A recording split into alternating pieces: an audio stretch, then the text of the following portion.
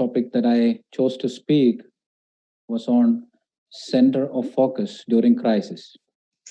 ನಾನು ಮಾತನಾಡಲಿಕ್ಕೆ ಆರಿಸಿಕೊಂಡಂತಹ ಭಾಗ ಸಂದಿಗ್ಧ ಪರಿಸ್ಥಿತಿಯಲ್ಲಿ ಒಂದು ನಮ್ಮ ಕೇಂದ್ರ ಬಿಂದು ಅಥವಾ ದೃಷ್ಟಿಕೋನ. I greet you all in the precious name of our Lord Jesus Christ. ನಮ್ಮ ಕರ್ತನಾದ ಯೇಸು ಕ್ರಿಸ್ತನ ಹೆಸರಿನಲ್ಲಿ ನಿಮ್ಮೆಲ್ಲರಿಗೂ ಸಹ ವಂದನೆಗಳನ್ನು ತಿಳಿಸುತ್ತೇನೆ. And I thank the Lord for this opportunity to speak the word of God. ದೇವರ ವಾಕ್ಯವನ್ನು ಮಾತನಾಡಲಿಕ್ಕೆ ಆಗುವಂತೆ ಕರ್ತನ ಕೊಟ್ಟಂತಹ ಈ ಅವಕಾಶಕ್ಕೋಸ್ಕರವಾಗಿ ಸಹ ನಾನು ಕರ್ತನನ್ನು ಸ್ತುತಿಸ್ತೇನೆ. This was an opportunity that fell on me. ಈ ಒಂದು ಅವಕಾಶ ಅದು ನನ್ನ ಮೇಲೆ ಬಿದ್ದಂತ ಒಂದು ಅವಕಾಶವಾಗಿದೆ. But God wanted to give certain message which is very important during this time. ಈ ಒಂದು ಸಮಯದಲ್ಲಿ ಬಹಳ ಪ್ರಾಮುಖ್ಯವಾದಂತಹ ಸಂದೇಶಗಳನ್ನು ಕರ್ತನು ನಮಗೆ ಕೊಟ್ಟಿದ್ದಾನೆ. We were looking at different passages past 2 days. ನಾವು ಕಳೆದ 2 ದಿನಗಳಲ್ಲಿ ವಿಭಿನ್ನವಾದಂತಹ ವಾಕ್ಯ ಭಾಗಗಳನ್ನು ನಾವು ನೋಡ್ತಾ ಇದ್ದೆವು. We have examined Ecclesiastes chapter 3 verses 1 to 5 on the first day. ಮೊದಲನೇ ದಿನ ಒಂದು ಪ್ರಸಂಗಿಗಳ ಗ್ರಂಥ 3ನೇ ಅಧ್ಯಾಯ 1ರಿಂದ 15ನೇ ವಚನದವರೆಗೆ ನಾವು ನೋಡ್ತಾ ಬಂದೆವು. And we saw how we should respond when God thwarts your and my plan. ನನ್ನ ಮತ್ತು ನಿನ್ನ ಯೋಜನೆಗಳನ್ನು ದೇವರು ನಾಶ ಮಾಡಿದಾಗ ಅಥವಾ ಅದನ್ನು ಇಲ್ಲದಂತೆ ಆಗಿ ಮಾಡಿದಾಗ ನಾವು ಹೇಗೆ ಪ್ರತಿಕ್ರಿಯಿಸಬೇಕೆಂಬುದಾಗಿ ನಾವು ಆಲೋಚನೆ ಮಾಡುತ್ತಾ ಇದ್ದೆವು. Our center of focus should be different, and that's what we have been looking at on that passage. ಆ ಒಂದು ವಾಕ್ಯ ಭಾಗದಿಂದ ನಮ್ಮ ಒಂದು ದೃಷ್ಟಿಕೋನ ಅದು ವಿಭಿನ್ನವಾಗಿರ್ಬೇಕೆಂಬುದಾಗಿ ನಾವು ನೋಡುತ್ತಾ ಬಂದೆವು. Chances are that we respond in a different way, in a humanly way, but Bible calls us to respond differently. ನಾವು ಮಾನಸಿಕವಾಗಿ ನಾವು ಪ್ರತಿಕ್ರಿಯಿಸುವಂತಹ ದೃಷ್ಟಿಕೋನಗಳು ಬೇರೆ ಇದೆ. ಅದರ ದೇವರ ವಾಕ್ಯವು ವಿಭಿನ್ನವಾಗಿ ನಮ್ಮ ದೃಷ್ಟಿಕೋನಗಳನ್ನ ಇಟ್ಕೊಳ್ಳಬೇಕೆಂಬುದಾಗಿ ನಮಗೆ ಕಲಿಸುವಂತದ್ದಾಗಿದೆ. The next day we looked at Psalm.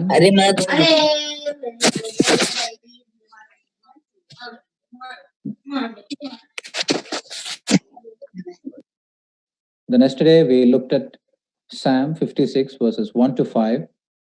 ನೆನ್ನೆ ದಿನ ನಾವು ಕೀರ್ತನೆ 56ನೇ ಕೀರ್ತನೆ 1ರಿಂದ 5ನೇ ವಚನದವರೆಗೆ ನಾವು ನೋಡಿಕೊಂಡೆವು. We were looking at how we have to move from fear to faith to triumph over trials.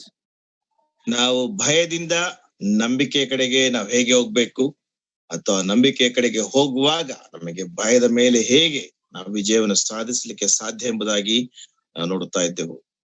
And today we are going to we have come to a very short passage in the scripture, that is from 1 John chapter 5 and verse 21.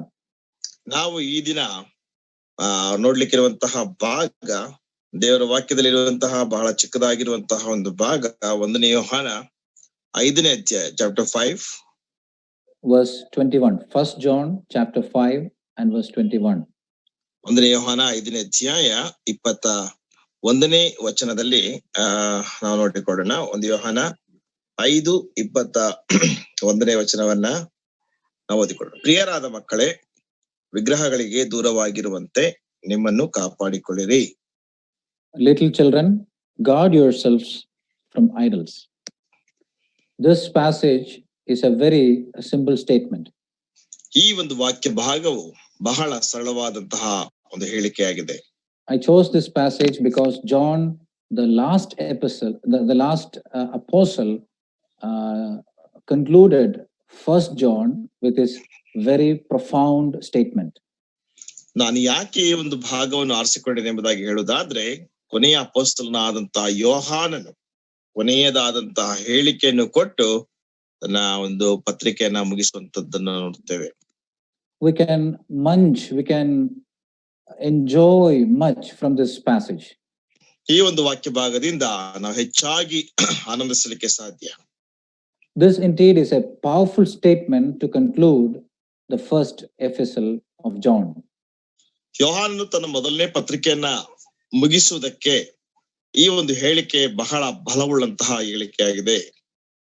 It's a very simple statement but it conveys a very, very profound message ಇದು to ಬಹಳ us. ಸರಳವಾದಂತಹ ಹೇಳಿಕೆಯಾಗಿದ್ದರೂ ಸಹ ಇದು ಬಹಳ ಪ್ರಾಮುಖ್ಯವಾದಂತಹ ಒಂದು ಸಂದೇಶವನ್ನ ನಮಗೆ ತಿಳಿಯಪಡಿಸುವಂತದ್ದಾಗಿದೆ. What we're going to see today is God's children must be exclusively committed to God. ಈ ದಿನ ನಾವು ನೋಡ್ಲಿಕ್ಕಿರುವಂತಹ ಒಂದು ವಿಷಯ, ದೇವರ ಮಕ್ಕಳು ಬಹಳವಾಗಿ ಸಂಪೂರ್ಣವಾಗಿ ದೇವರಿಗೋಸ್ಕರವಾಗಿ ಮಾತ್ರವೇ ಸಮರ್ಪಿತರಾಗಿರಬೇಕು. This is the conclusion. This is the center of focus. We are going to see that God's children must be exclusively committed to God. ಇದು ಒಂದು ಅಂತ್ಯದ ಒಂದು ಅಥವಾ ಆ ಒಂದು ಪೂರ್ಣ ವಿರಾಮದ ಒಂದು ಸಂದೇಶವಾಗಿದೆ ಅಥವಾ ಒಂದು ವಿಷಯವಾಗಿದೆ ಅಥವಾ ಹೇಳಿಕೆಯಾಗಿದೆ. ಆ ಹೇಳಿಕೆಯಲ್ಲಿರುವಂತಹ ವಿಷಯವೇನೆಂದ್ರೆ, ದೇವರ ಮಕ್ಕಳು ಸಂಪೂರ್ಣವಾಗಿ ದೇವರ ಮೇಲೆ ತಮ್ಮ ದೃಷ್ಟಿಕೋನವನ್ನು ಇಡಬೇಕು. And I'm going to elaborate on this. ನಾನು ಇದರ ಮೇಲೆ ವಿಸ್ತಾರಿಸಲಿಕ್ಕೆ ಹೋಗ್ತಾ ಇದ್ದೇನೆ. First of all, when we read this passage, we see there a statement that is written there, verse 21, little children. ಮೊಟ್ಟ ಮೊದಲನೇದಾಗಿ ನಾವು ಇಲ್ಲಿ ನೋಡುವಂತಹ ಒಂದು ಹೇಳಿಕೆಯ ಒಂದು ಪ್ರಾರಂಭದಲ್ಲಿ ನಾವು ಈ ರೀತಿಯಾಗಿ ನೋಡ್ತೇವೆ. ಇಲ್ಲಿ ಪ್ರಿಯರಾದ ಮಕ್ಕಳೆಂಬುದಾಗಿದೆ, ಕೆಲವು ಭಾಷಾಂತರಗಳಲ್ಲಿ ಚಿಕ್ಕ ಮಕ್ಕಳೇ ಎಂಬುದಾಗಿ ನಾವು ನೋಡ್ತೇವೆ. We are called as little children by John. ನಾವು ಯೋಹಾನನಿಂದ ಚಿಕ್ಕ ಮಕ್ಕಳು ಎಂಬುದಾಗಿ ಕರೆಯಲ್ಪಟ್ಟಿದ್ದೇವೆ.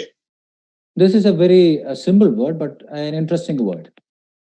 ಇದು ಬಹಳವಾದಂತಹ ಒಂದು ಸರಳವಾದಂತಹ ಒಂದು ಪದವಾಗಿದ್ದರೂ ಸಹ ಬಹಳ ಆಸಕ್ತಿದಾಯಕವಾದಂತಹ ಒಂದು ಪದವಾಗಿದೆ. There are several meanings that we can understand from this passage.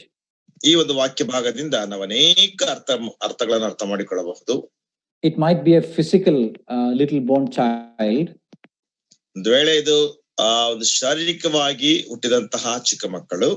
Or John is just, he is an old man. He's concerned with his children, with his sheep, and he writes out of that and he calls the church believers as little children. ಒಂದು ವೇಳೆ ಯೋಹಾನನು ಇದನ್ನು ಬರೆಯುವಂತಹ ಸಮಯದಲ್ಲಿ ವಯಸ್ಸಾದಂತಹ ಮುದುಕನಾಗಿದ್ದಂತಹ ಸಮಯದಲ್ಲಿ ತನ್ನ ಸಭೆಯವರನ್ನ ಅಥವಾ ತನ್ನ ಕುರಿಗಳನ್ನ ಅಥವಾ ತನ್ನ ಜನರನ್ನ ಆತನು ಚಿಕ್ಕ ಮಕ್ಕಳೇ ಅಥವಾ ಪ್ರಿಯರಾದ ಮಕ್ಕಳೇ ಎಂಬುದಾಗಿ ಆತನು ಬರೆದಿರಬಹುದು. There is another meaning that we can understand. He, as John addresses the believers, he is speaking to weak people or the ones who are vulnerable, who are very weak, that chances are that they might stumble, and he needs to encourage them. ಮತ್ತೊಂದು ಅರ್ಥದಲ್ಲಿ ನಾವು ಹೇಳಬೇಕಾದ್ರೆ, ಯೋಹಾನನು ಇದನ್ನ ಬಲಹೀನರಾದಂತಹ ಜನರಿಗೆ ಬರೆಯುವಂತವನಾಗಿದ್ದಾನೆ. ಹೇಗೆಂದ್ರೆ, ಒಂದು ಸಾರಿ ಅವರು ಬಲವುಳ್ಳಂತವರಾಗಿದ್ದು ನಂತರದ ದಿನಗಳಲ್ಲಿ ಅವರು ಆತ್ಮಿಕವಾಗಿ ಬಲಹೀನರಾಗಿ ನಿಶಕ್ತರಾದಂತಹ ಒಂದು ಸಮಯದಲ್ಲಿ ಅವರನ್ನು ಉದ್ದೇಶಿಸಿ ಒಂದು ವೇಳೆ ಈ ಮಾತನ್ನು ಹೇಳಿರಬಹುದು. Or another meaning that we can take is he addresses little children, which means he tells that we are the children of God. ಮತ್ತೊಂದು ಮಾತಿನಲ್ಲಿ ಚಿಕ್ಕ ಮಕ್ಕಳು ಎಂಬುದಾಗಿ ಹೇಳುವಾಗ ಆತನು ನಾವು ದೇವರ ಮಕ್ಕಳು ಎಂಬಂತ ಒಂದು ಹೇಳಿಕೆಯಲ್ಲಿ ಆತನು ಹೇಳಿರಬಹುದು. When we combine all these meaning, we get we are the children of God. ಈ ಎಲ್ಲಾ ವಿಷಯಗಳನ್ನು ನಾವು ಒಂದಾಗಿ ನಾವು ಸಂಗ್ರಹಿಸಿದಾಗ ನಾವು ಪಡ್ಕೊಳ್ಳುವಂತ ಅರ್ಥ, ನಾವು ದೇವರ ಮಕ್ಕಳಾಗಿದ್ದೇವೆ. We are weak. ನಾವು ಬಲಹೀನರು. We need spiritual advice. ನಮಗೆ ಆತ್ಮಿಕ ಒಂದು ಹೇಳಿಕೆ ಅಥವಾ ನಮಗೆ ಆತ್ಮಿಕವಾದಂತಹ ಒಂದು ಅಡ್ವೈಸ್ ಬೇಕಾಗ್ತದೆ. And that is why Paul, in the Spirit of God, he writes little children. He addresses the believers little children. ಆದ್ದರಿಂದ ಅಪೊಸ್ತಲನಾದ ಪೌಲನು ವಿಶ್ವಾಸಿಗಳಿಗೆ ಅಥವಾ ಅಪೊಸ್ತಲನಾದ ಯೋಹಾನ್ ವಿಶ್ವಾಸಿಗಳಿಗೆ ಆತನು ಪ್ರಿಯರಾದ ಮಕ್ಕಳು ಎಂಬುದಾಗಿ ಬರೀತಾನೆ. So we understand that we are the children of God, born again believers. ನಾವು ಅರ್ಥ ಮಾಡಿಕೊಳ್ಳುತ್ತೇವೆ, ನಾವು ದೇವರ ಮಕ್ಕಳು, ಹೊಸದಾಗಿ ಹುಟ್ಟಿದಂತಹ ವಿಶ್ವಾಸಿಗಳು. We are sin believers. ನಾವು ಪಾಪವನ್ನು ಅರಿಕೆ ಮಾಡಿಕೊಂಡು ಪಾಪವನ್ನು ನಾವು ಅಲ್ಲಗಳೆದಂತಹ ವಿಶ್ವಾಸಿಗಳು. Another thing that we should understand about the word children is that this is a very strong word which tells our relationship with God. ಈ ಮಕ್ಕಳೆಂಬುದಾಗಿ ಹೇಳುವಂತಹ ಮತ್ತೊಂದು ಪದದ ಅರ್ಥವೇನೆಂಬುದಾಗಿ ನಾವು ನೋಡುವಾಗ ಇದು ಬಹಳ ಸದೃಢವಾದಂತಹ ಒಂದು ಅರ್ಥವಾಗಿದೆ. ಇದು ನಾವು ದೇವರ ಮಕ್ಕಳು ಎನ್ನುವಂಥದ್ದನ್ನ ಉಲ್ಲೇಖಿಸುವಂತದ್ದಾಗಿದೆ. Because we all understand the relationship between a child and a father. ನಮ್ಮೆಲ್ಲರಿಗೂ ಸಹ ತಂದೆಗೂ ಮತ್ತು ಮಗನಿಗಿರುವಂತಹ ಸಂಬಂಧ ಏನೆಂಬುದಾಗಿ ನಾವು ಅರ್ಥ ಮಾಡಿಕೊಳ್ಳುತ್ತೇವೆ.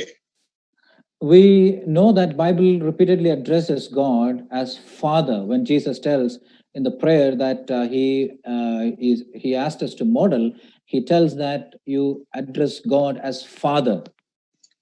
ನಮ್ಮ ಕರ್ತನಾದಂತ ಯೇಸು ಕ್ರಿಸ್ತನು ಸಹ ಆತನು ತನ್ನ ತಂದೆಯಾದ ದೇವರಿಗೆ ತಂದೆ ಎಂಬುದಾಗಿ ಆತನು ಉಲ್ಲೇಖಿಸುವಂತವನಾಗಿದ್ದಾನೆ. ಒಂದು ಮಾದರಿಯಲ್ಲಿ ನಮಗೂ ಸಹ ಆತನು ಹೇಳಿಕೊಟ್ಟಂತಹ ವಿಷಯ ದೇವರು ನಮ್ಮ ತಂದೆಯಾಗಿದ್ದಾನೆ.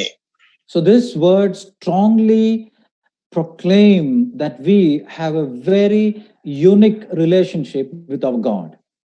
ಈ ವಚನ ಬಹಳ ಸ್ಪಷ್ಟವಾಗಿ ನಮಗೆ ಹೇಳುವಂತಹ ವಿಷಯವೇನೆಂದ್ರೆ ದೇವರೊಟ್ಟಿಗೆ ನಮಗೆ ಒಂದು ಅದ್ವಿತೀಯವಾದಂತಹ ಸಂಬಂಧ ಇದೆ. No other word explains much more than this. ಇದಕ್ಕಿಂತ ಹೆಚ್ಚಾಗಿ ಬೇರೆ ಯಾವ ಪದವೂ ಸಹ ವಿವರಿಸಲಿಕ್ಕೆ ಸಾಧ್ಯವಿಲ್ಲ. We are children of God. ನಾವು ದೇವರ ಮಕ್ಕಳು. And that is what John proclaims to us. I mean, John tells or John addresses. ಅದನ್ನೇ ಯೋಹಾನನು ನಮಗೆ ಹೇಳುವಂತವನಾಗಿದ್ದಾನೆ. ಯೋಹಾನ್ ನಮ್ಮನ್ನು ಕುರಿತಾಗಿ ಆತನು ಉಲ್ಲೇಖಿಸುವಂತವನಾಗಿದ್ದಾನೆ. And if I ask the question, are you a believer or a born again believer? That's not a right question in this platform. ಈ ಒಂದು ವೇದಿಕೆಯಲ್ಲಿ ನೀವು ದೇವರ ಮಕ್ಕಳು ಎಂಬುದಾಗಿ ಕೇಳಿದ್ರೆ ಅದು ಒಂದು ಸರಿಯಾದಂತಹ ಪ್ರಶ್ನೆ ಆಗದೇ ಇದ್ದಿರಬಹುದು. Because most of you have accepted the Lord Jesus Christ and you're born into this family and you have a relationship with this God. ನಿಮ್ಮಲ್ಲಿ ಅನೇಕರು ಕರ್ತನಾದ ಯೇಸು ಕ್ರಿಸ್ತನನ್ನು ಅಂಗೀಕರಿಸಿ ನೀವು ದೇವರ ಕುಟುಂಬದಲ್ಲಿ ಹುಟ್ಟಿ ದೇವರೊಟ್ಟಿಗೆ ನಿಮಗೆ ಸಂಬಂಧ ಇದೆ. And if there is anyone who hear this word who did not have this kind of a relationship, I address you and I just appeal you to come to God, to have a wonderful relationship with God, to enjoy, to be a children of God. ಒಂದು ವೇಳೆ ರಾತ್ರಿ ವೇಳೆಯಲ್ಲಿ ಯಾರಾದ್ರೂ ಇನ್ನೂ ಸಹ ಆ ಒಂದು ಅನುಭವಕ್ಕೆ ಅಥವಾ ಆ ಒಂದು ಸಂಬಂಧಕ್ಕೆ ಬಾರದೇ ಇದ್ರೆ ನಿಮ್ಮನ್ನು ಬೇಡಿಕೊಳ್ಳುವಂತದ್ದೇನೆಂದ್ರೆ ಈ ರಾತ್ರಿಯ ವೇಳೆ ಅಥವಾ ಈ ಸಮಯದಲ್ಲಿಯೇ ನೀವು ಕರ್ತನ ಬಳಿಗೆ ಬಂದು ಆ ಒಂದು ಸಂತೋಷವಾದಂತ ಅಥವಾ ಒಂದು ಅದ್ಭುತವಾದಂತಹ ಸಂಬಂಧವನ್ನು ಪಡ್ಕೊಳ್ಳಬೇಕೆಂಬುದಾಗಿ ನಿಮ್ಮನ್ನು ಬೇಡಿಕೊಳ್ಳುತ್ತೇನೆ. And if you do not want to accept him as father, and if you do not want to accept him as your savior, what I'm going to say hereafter doesn't make any sense to you. ಒಂದು ವೇಳೆ ನೀವು ಕರ್ತನಾದ ಯೇಸು ಕ್ರಿಸ್ತನನ್ನು ಅಂಗೀಕೊಳ್ಳದೆ ಇದ್ದರೆ, ನೀವು ಕರ್ತನಾದ ಅಥವಾ ದೇವರನ್ನು ತಂದೆಯಾಗಿ ನೀವು ಇಟ್ಟುಕೊಳ್ಳದೆ ತಂದೆಯಾಗಿ ನೀವು ಮಾಡಿಕೊಳ್ಳದೆ ಇದ್ದರೆ ನಾನು ನಂತರ ಏನು ಹೇಳ್ತೇನೋ ಅದು ಯಾವುದೇ ರೀತಿಯಲ್ಲಿ ಸಹ ನಿಮಗೆ ಅರ್ಥವನ್ನು ಕೊಡುವುದಿಲ್ಲ. So the first part we see here that we are the children of God. What a great relationship we have with our God. ಮೊದಲನೇದಾಗಿ ಅಥವಾ ಮೊದಲನೇ ಅಂಶವಾಗಿ ನಾನು ಇಲ್ಲಿ ಹೇಳುವಂತದ್ದು ನಾವು ದೇವರ ಮಕ್ಕಳಾಗಿದ್ದೇವೆ. ಎಂತ ಅದ್ಭುತವಾದಂತಹ ಅಥವಾ ಶ್ರೇಷ್ಠವಾದಂತಹ ಒಂದು ಸಂಬಂಧ ಇದಾಗಿದೆ. You know, this is a unique word that John repeatedly uses, because this is not the word that we see outside the Johannine epistles and John's writings. This is a special word that is used by John. ಈ ಒಂದು ನಿರ್ದಿಷ್ಟವಾದಂತಹ ಪದವನ್ನ ಯೋಹಾನನು ಪುನರಾವರ್ತಿಯಾಗಿ ಅನೇಕ ಸಾರಿ ಉಪಯೋಗಿಸ್ತಾನೆ. ಈ ಒಂದು ಪದವು ಯೋಹಾನನ ಪತ್ರಿಕೆಯಿಂದ ಹೊರಗೆ ಇರುವಂತಹ ಪದವಲ್ಲ. ಈ ಪದವನ್ನು ಯೋಹಾನನು ತಾನೇ ಉಲ್ಲೇಖಿಸಿರುವಂತಹ ಒಂದು ಪದ ಪ್ರಯೋಗವಾಗಿದೆ. And because he understands the relationship with his God, he writes and he calls everyone and he addresses everyone children, little children. ಆತನು ಈ ಒಂದು ವಿಷಯವನ್ನು ಅರ್ಥ ಮಾಡಿಕೊಂಡಿದ್ದರಿಂದ, ಎಲ್ಲ ಈ ವಿಷಯವನ್ನು ಗುರುತಿಸಿಕೊಂಡಿದ್ದರಿಂದ ಆತನೆಲ್ಲರೂ ಸಹ ಪ್ರಿಯರಾದ ಮಕ್ಕಳೇ ಅಥವಾ ಚಿಕ್ಕ ಮಕ್ಕಳೇ ಎಂಬುದಾಗಿ ಅವರನ್ನು ಉಲ್ಲೇಖಿಸುವಂತವನಾಗಿದ್ದಾನೆ. As we move forward, we see he tells little children, guard yourselves. ಇಲ್ಲಿ ನಾವು ಮುಂದಕ್ಕೆ ಹೋಗುವಾಗ ಪ್ರಿಯರಾದ ಮಕ್ಕಳೇ ದೂರವಾಗಿರುವಂತೆ ನಿಮ್ಮನ್ನು ಕಾಪಾಡಿಕೊಳ್ಳಿರಿ.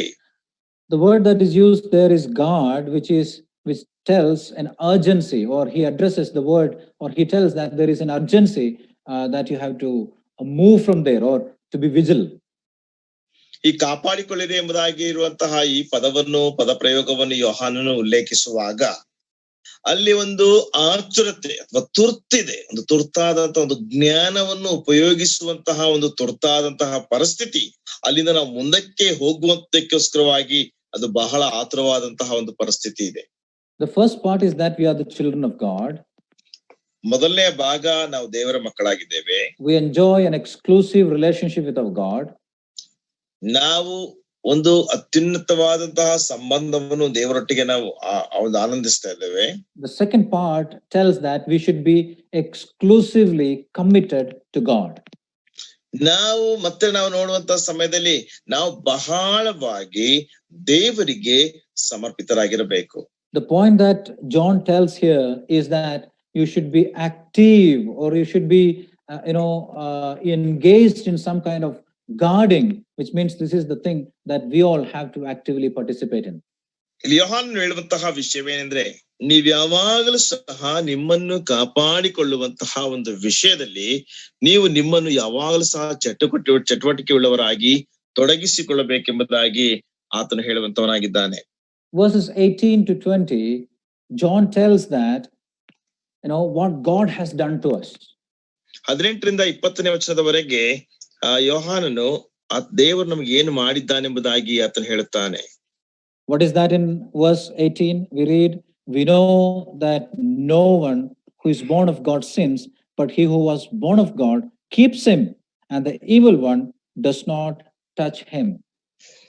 ನಾವಿಲ್ಲಿ ನಾವು ನೋಡ್ತೇವೆ 18ನೇ ವಚನದಲ್ಲಿ, ದೇವರಿಂದ ಹುಟ್ಟಿರುವವನು ಪಾಪ ಮಾಡುವನಲ್ಲವೆಂಬುದು ನಮಗೆ ಗೊತ್ತದೆ. ದೇವರಿಂದ ಹುಟ್ಟಿದ ಆತನು ಅವನನ್ನು ಕಾಪಾಡುವನು, ಕೆಡುಕನು ಅವನನ್ನು ಹಿಡಿಯುವುದಿಲ್ಲ. He is born of God. ಅವನು ದೇವರಿಂದ ಹುಟ್ಟಿದವನು. And God keeps him. That's very important. ದೇವರು ಅವನನ್ನು ಕಾಪಾಡುವನು ಎಂಬುದಾಗಿರುವಂತಹ ವಿಷಯ ಅದು ಬಹಳ ಪ್ರಾಮುಖ್ಯವಾದಂತಹ ಒಂದು ವಿಷಯವಾಗಿದೆ. The reason why we don't stumble and fall is because he keeps us. ನಾವು ಯಾತಕ್ಕೋಸ್ಕರವಾಗಿ ಎಡುವುದಿಲ್ಲ ಬೀಳುವುದಿಲ್ಲ ಎಂಬುದಾಗಿ ನಾವು ನೋಡುವಾಗ ಆತನು ನಮ್ಮನ್ನು ಕಾಪಾಡುವಂತವನಾಗಿದ್ದಾನೆ. He tells that we are liberated from the power of sin. ಅಲ್ಲಿ ಆತನು ಹೇಳುತ್ತಾನೆ, ನಾವು ಪಾಪದ ಒಂದು ಅಧಿಕಾರದಿಂದ ಸ್ವತಂತ್ರರಾಗಿದ್ದೇವೆ. We should be very careful to explain, to see what it means. ಇದರ ಅರ್ಥ ಏನೆಂಬುದಾಗಿ ವಿವರಿಸುವಾಗ ನಾವು ಬಹಳ ಎಚ್ಚರಿಕೆಯುಳ್ಳವರಾಗಿರ್ಬೇಕು. It doesn't mean that a Christian never sins. ಒಬ್ಬ ಕ್ರೈಸ್ತನ ಎಂದಿಗೂ ಸಹ ಪಾಪ ಮಾಡುವುದಿಲ್ಲ ಎಂಬುದಾಗಿ ಅದರ ಅರ್ಥವಲ್ಲ. But it does mean that he is not helpless slave of sin. ಅದರ ಅರ್ಥ ಆತನು ನಿಸ್ಸಹಾಯಕನಲ್ಲ ಅಥವಾ ಆತನು ಪಾಪಕ್ಕೆ ದಾಸನಲ್ಲ. And we see that the person who holds us is God himself. ನಮ್ಮನ್ನು ಕಾಯುವ ಆತನು ಅಥವಾ ನಮ್ಮನ್ನು ಹಿಡಿಯುವ ಆತನು ದೇವರು ತಾನೇ ಆಗಿದ್ದಾನೆ. And as you read there, you also see that the Christian on the side of God, Christian is on the side of God and against the world. ಇಲ್ಲಿ ಒಬ್ಬ ಕ್ರೈಸ್ತನು ದೇವರ ಪಕ್ಕದಲ್ಲಿದ್ದುಕೊಂಡು ಅಥವಾ ದೇವರ ಪರವಾಗಿದ್ದುಕೊಂಡು ಆತನು ಲೋಕಕ್ಕೆ ವಿರುದ್ಧವಾದವನಾಗಿದ್ದಾನೆ. The source of our being, the source of our existence is God. ನಮ್ಮ ಸಂಪನ್ಮೂಲದ ಅಸ್ತಿತ್ವವು ದೇವರು ತಾನೇ ಆಗಿದ್ದಾನೆ. And then when we come to the last verse 21, he tells you guard yourself. 21ನೇ ವಚನಕ್ಕೆ, ಕೊನೆಯ ವಚನಕ್ಕೆ ನಾವು ಬರುವಾಗ ನಿಮ್ಮನ್ನು ಕಾಪಾಡಿಕೊಳ್ಳಿರಿ ಎಂಬುದಾಗಿ ಆತನು ಹೇಳುವಂತವನಾಗಿದ್ದಾನೆ. That means on the one part God says I keep you. ಒಂದು ಕಡೆ ದೇವರು ಹೇಳ್ತಾನೆ, ಒಂದು ಭಾಗದಲ್ಲಿ ನಾನು ನಿಮ್ಮನ್ನು ಕಾಪಾಡುತ್ತೇನೆ. And then he tells, oh children, oh little children, you have to guard yourself. ಮತ್ತೊಂದು ಭಾಗದಲ್ಲಿ ಹೇಳುವಾಗ, ಪ್ರಿಯರಾದ ಮಕ್ಕಳೇ, ಚಿಕ್ಕ ಮಕ್ಕಳೇ, ನಿಮ್ಮನ್ನು ಕಾಪಾಡಿಕೊಳ್ಳಿರಿ ಎಂಬುದಾಗಿ ಆತನು ಹೇಳುತ್ತಾನೆ. The word guard means to watch. ಕಾಪಾಡಿಕೊಳ್ಳಿರಿ ಎಂಬುದಾಗಿ ಹೇಳುವಾಗ ನಿಮ್ಮನ್ನು ಕಾಯ್ದುಕೊಳ್ಳಿರಿ. It's a military term. ಇದು ಒಂದು ಸೈನ್ಯದ ಒಂದು ಪದ ಪ್ರಯೋಗವಾಗಿದೆ. And you see that, the military is always actively involved in the matters of defense. ಒಂದು ಒಂದು ಸೈನ್ಯವು ಯಾವಾಗಲೂ ಸಹ ಯುದ್ಧದ ವಿಷಯದಲ್ಲಿ ಬಹಳ ಚಟುವಟಿಕೆ ಉಳ್ಳದಾಗಿರುತ್ತದೆ. In the same way, this word is also used in the background of guarding the truth of the word of God. ಅದೇ ರೀತಿಯಲ್ಲಿಯೇ ಈ ಒಂದು ವಾಕ್ಯ ಭಾಗವು ದೇವರ ವಾಕ್ಯದ ಸತ್ಯವನ್ನು ಕಾಪಾಡಿಕೊಳ್ಳುವಂತದರ ವಿಷಯದ ಕುರಿತಾಗಿ ಅದು ಮಾತನಾಡುವಂತದ್ದಾಗಿದೆ. Not only that, it also describes a shepherd who keeps watch over the flock by night. ಅಷ್ಟು ಮಾತ್ರವಲ್ಲದೆ ಒಬ್ಬ ಕುರುಬನು ರಾತ್ರಿಯಲ್ಲಿ ತನ್ನ ಕುರಿಗಳನ್ನು ಕಾಯುವಂತದನ್ನು ಸಹ ಆ ಒಂದು ರೀತಿಯನ್ನು ಸಹ ಇದು ವಿವರಿಸುವಂತದ್ದಾಗಿದೆ. So you see, in all these cases, we see that the person who guards is at vigil. ನಾವು ಎಲ್ಲಾ ವಿಷಯಗಳಲ್ಲಿ ನೋಡುವಂತಹ ಅಂಶವೇನೆಂದ್ರೆ ಕಾಯುವಂತಹ ಮನುಷ್ಯನು ಆತನು ಒಂದು ಜ್ಞಾನವುಳ್ಳಂತವನು ಅಥವಾ ಆತನು ಎಚ್ಚರಿಕೆ ಉಳ್ಳಂತವನಾಗಿರುತ್ತಾನೆ. Imagine the military person who is guarding the border area. He has to be watchful. He has to listen to the sound that comes from the other side so that he can readily respond to the sound immediately. ಆ ಸೈನ್ಯದಲ್ಲಿರುವಂತಹ ಒಬ್ಬ ವ್ಯಕ್ತಿ ತನ್ನ ಒಂದು border ನ ಅಥವಾ ತನ್ನ ಒಂದು ಮೇರೆಯನ್ನು ಅದನ್ನು ಕಾಪಾಡುವಂತಹ ಸಮಯದಲ್ಲಿ ಇನ್ನೊಂದು ಕಡೆಯಿಂದ ಬರುವಂತಹ ಶಬ್ದಕ್ಕೆ ಆ ಒಂದು ಸಿಳ್ಳೆಗೆ ಆತನು ಬಹಳ ಎಚ್ಚರಿಕೆ ಉಳ್ಳಂತನಾಗಿರುತ್ತಾನೆ. He stands there understanding that there is enemy and the enemy could attack him at any time. ಅಲ್ಲಿ ಆತನು ನಿಂತಹ ಸ್ಥಳದಲ್ಲಿ ಆತನಿಗೆ ವಿರುದ್ಧವಾಗಿ ಒಬ್ಬ ಆ ಶತ್ರು ಇದ್ದಾನೆ. ಆ ಶತ್ರು ಯಾವಾಗ ಬೇಕಾದ್ರೂ ಸಹ ಆತನನ್ನು ಆಕ್ರಮಣ ಮಾಡಬಹುದೆಂಬಂತಹ ಒಂದು ಎಚ್ಚರಿಕೆಯಲ್ಲಿ ಇರುವಂತವನಾಗಿದ್ದಾನೆ. So what I'm trying to tell is that we should be exclusively committed to God, and that is the force of this passage. ಈ ಒಂದು ವಾಕ್ಯ ಭಾಗ ಹೇಳುವಂತದ್ದೇನೆಂದ್ರೆ ನಾವು ಸಂಪೂರ್ಣವಾಗಿ ದೇವರಿಗೋಸ್ಕರವಾಗಿ ನಾವು ಸಮರ್ಪಕರಾಗಿರಬೇಕು. Most of the time we feel that we are to be passive, or we became Christian. We just are passively sitting there waiting for the Lord to come and take us home. We are just passive. ನಾವು ಅನೇಕ ಸಾರಿ ಕರ್ತನ ಬಂದು ನಮ್ಮನ್ನು ಕರೆದುಕೊಂಡು ಹೋಗಲಿ ಎಂಬುದಾಗಿರುವಂತಹ ಆ ಒಂದು ಆಲೋಚನೆ ಅಥವಾ ಅದೊಂದು ಧೋರಣೆಯಲ್ಲಿ ನಾವೊಂದು ಪ್ಯಾಸಿವ್ ಆಗಿ ಅಥವಾ ಒಂದು ನಕಾರಾತ್ಮಕವಾಗಿ ನಾವು ಇರುವಂತವರಾಗಿದ್ದೇವೆ. Imagine that a shepherd is watching over the flock by night. ಒಬ್ಬ ಕುರುಬನು ರಾತ್ರಿಯಲ್ಲಿ ತನ್ನ ಕುರಿಗಳನ್ನು ಕಾಯುವಂತದನ್ನ ನೆನೆಸ್ಕೊಳ್ರಿ. He just understands that the salvage wolf is seeking to devour the sheep, the helpless sheep. So he is there to protect, to guard, to keep watch over the flock. ಒಂದು ಸಹಾಯಕವಾದಂತಹ ಒಂದು ಕುರಿಯನ್ನ ರಾತ್ರಿ ವೇಳೆಯಲ್ಲಿ ತೋಳೋ ಬಂದು ಅದು ಸಿಗಿದು ಹಾಕುವಂತಹ ಆ ಒಂದು ಭಯದಲ್ಲಿ ಆತನ ಎಚ್ಚರಿಕೆಯಿಂದ ತನ್ನ ಕುರಿಗಳನ್ನ ಕಾಯುವಂತವನಾಗಿರುತ್ತಾನೆ. ಅದನ್ನ ಎಚ್ಚರಿಕೆಯಿಂದ ಅವುಗಳನ್ನ ಕಾಪಾಡುವಂತವನಾಗಿರುತ್ತಾನೆ. That is the commitment that we have to have with our God. ಆ ರೀತಿಯಾದಂತಹ ಒಂದು ಸಮರ್ಪಣೆಯನ್ನೇ ನಮ್ಮ ದೇವರೊಂದಿಗೆ ನಾವು ಹೊಂದಿಕೊಂಡಿರಬೇಕು. We have to exclusively commit ourselves to God. ನಾವು ಸಂಪೂರ್ಣವಾಗಿ ನಮ್ಮ ದೇವರಿಗೋಸ್ಕರ ಸಮರ್ಪಿತರಾಗಿರಬೇಕು. And this two part, tells us from the beginning, but the third part is something that we are going to spend much time on, and that is the third part, that we have to guard ourselves from idols. ನಾವೀಗ ಎರಡು ಭಾಗಗಳನ್ನ ನಾವು ನೋಡ್ತಾ ಬಂದ್ವಿ. ಈಗ ನಾವು ಹೋಗ್ಲಿಕ್ಕಿರುವಂತಹ ಮೂರನೇ ಭಾಗ ಅದು ಬಹಳ ಪ್ರಾಮುಖ್ಯವಾದಂತಹ ಒಂದು ಭಾಗವಾಗಿದೆ. ಅದೇನೆಂದ್ರೆ ಆತನು ಹೇಳುತ್ತಾನೆ, ವಿಗ್ರಹಗಳಿಗೆ ದೂರವಾಗಿರುವಂತೆ ನಿಮ್ಮನ್ನು ಕಾಪಾಡಿಕೊಳ್ಳಿರಿ. ಅಂದ್ರೆ ನಾವು ವಿಗ್ರಹಗಳಿಗೆ ನಾವು ಕಾಪಾಡಿಕೊಳ್ಳಬೇಕು. As we see, first we have an exclusive relationship with our God, that is, we are children of God. ಮೊದಲನೇದಾಗಿ ನಾವು ನೋಡ್ತಾ ಬಂದ್ವಿ, ದೇವರ ಮಕ್ಕಳಾದಂತ ನಮಗೆ ದೇವರೊಟ್ಟಿಗೆ ಒಂದು ಸಮರ್ಪಕವಾದಂತಹ ಆ ಒಂದು ಸಂಬಂಧವಿದೆ. Second, we saw that we have to have an exclusive commitment to God. ಮತ್ತೆ ಎರಡನೇದಾಗಿ ನಮ್ಮ ದೇವರಿಗೆ ಸಮರ್ಪಕವಾದಂತಹ ಒಂದು ಸಮರ್ಪಣೆ ಇದೆ. And the third part is that we have to guard or keep ourselves, exclusively keep ourselves from the idols. Specifically, the word idol is used, and we're going to focus our attention on that. ಮತ್ತು ಮೂರನೇದಾಗಿ ನಾವು ಸಮರ್ಪಕವಾಗಿ ಅಥವಾ ಸಂಪೂರ್ಣವಾಗಿ ನಾವು ವಿಗ್ರಹಗಳಿಗೆ ನಾವು ದೂರವಾಗಿರಬೇಕು. ಆ ವಿಗ್ರಹಗಳೆಂಬಂತಹ ಪದ ಅಲ್ಲಿ ಹೇಳಲ್ಪಟ್ಟಂತಹ ಪದವನ್ನ ನಾವು ಹೆಚ್ಚಾಗಿ ಸಮಯವನ್ನು ತೆಗೆದುಕೊಂಡು ವಿವರಿಸಲಿಕ್ಕೆ ಪ್ರಯತ್ನಿಸುತ್ತೇವೆ. It's easy for us to, it's very easy for us to understand the word idol, because we live in a particular setting where we just understand this word. ನಾವು ಈ ನಿರ್ದಿಷ್ಟವಾದಂತಹ ಪದವಾದಂತಹ ವಿಗ್ರಹ ಎನ್ನುವಂತಹ ಪದವನ್ನು ನಾವು ಅರ್ಥ ಮಾಡಿಕೊಳ್ಳಿಕ್ಕೆ ನಮಗೆ ಬಹಳ ಸುಲಭ. ಯಾಕೆಂದ್ರೆ ಈ ನಿರ್ದಿಷ್ಟವಾದಂತಹ ಒಂದು ಪ್ರಪಂಚದಲ್ಲಿ ಅಥವಾ ಒಂದು ಪ್ರದೇಶದಲ್ಲಿ ನಾವು ವಾಸ ಮಾಡುವಂತವರಾಗಿದ್ದೇವೆ. The first meaning that we can understand is that it tells about heathen deity or some kind of untrue god. ಇದು ಒಂದು ಅನ್ಯ ದೈವಗಳನ್ನ ಕುರಿತಾಗಿ ಅದು ಹೇಳುವಂತದ್ದಾಗಿದೆ, ಅಥವಾ ಅಬದ್ಧವಾದಂತಹ ದೈವಗಳನ್ನ ಕುರಿತಾಗಿ ಆ ಮಾತು ಹೇಳುವಂತದ್ದಾಗಿದೆ.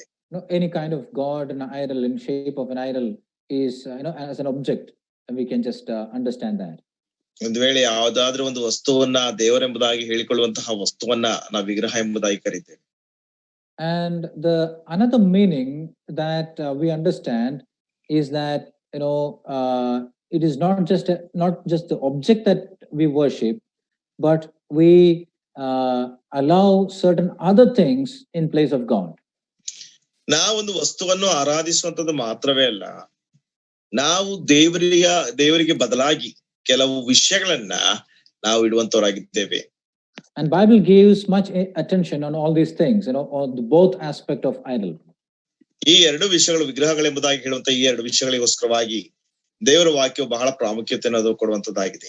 So when we read here God against idols, the meaning could be both idea. ಇಲ್ಲಿ ವಿಗ್ರಹಗಳಿಗೆ ದೂರವಾಗಿರುವಂತೆ ನಿಮ್ಮನ್ನು ಕಾಪಾಡಿಕೊಳ್ಳಿರಿ ಎಂಬುದಾಗಿ ಹೇಳುವಾಗ ಎರಡು ವಿಷಯದಲ್ಲಿ ಸಹ ಆ ಅರ್ಥವನ್ನು ನಾವು ನೋಡುತ್ತೇವೆ. A man may make an idol of his money or his career or his safety or his pleasure.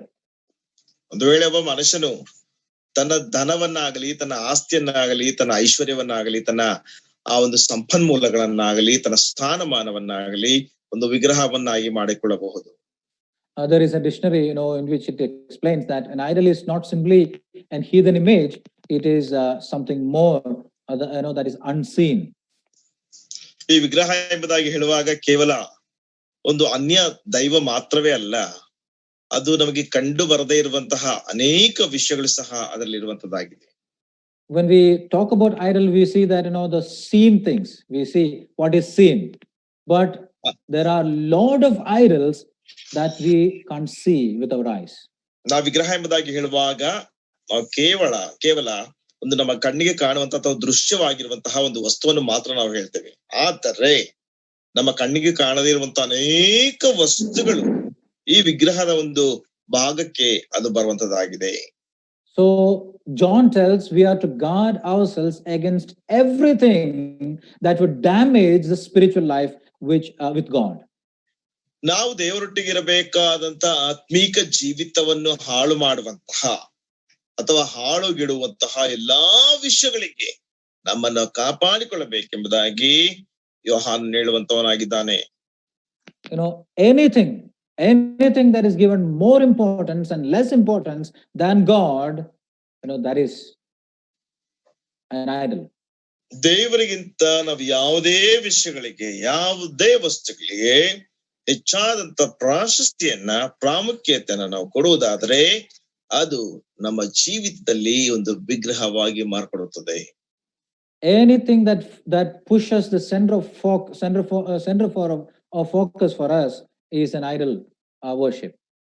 ನಮ್ಮ ಒಂದು ನಮ್ಮ ದೃಷ್ಟಿಕೋನದಲ್ಲಿ ಒಂದು ಕೇಂದ್ರ ಬಿಂದುವಾಗಿರುವಂತವಾಗಿರಬೇಕೆಂಬುದಾಗಿ ನಾವು ಯಾವುದಕ್ಕೆ ಹೆಚ್ಚಿನ ಪ್ರಾಶಸ್ತ್ಯವನ್ನು ಕೊಟ್ರೆ ಅದು ನಮ್ಮ ಜೀವಿತದಲ್ಲಿ ಒಂದು ವಿಗ್ರಹವಾಗುತ್ತದೆ. This is idol is a false representation of true God.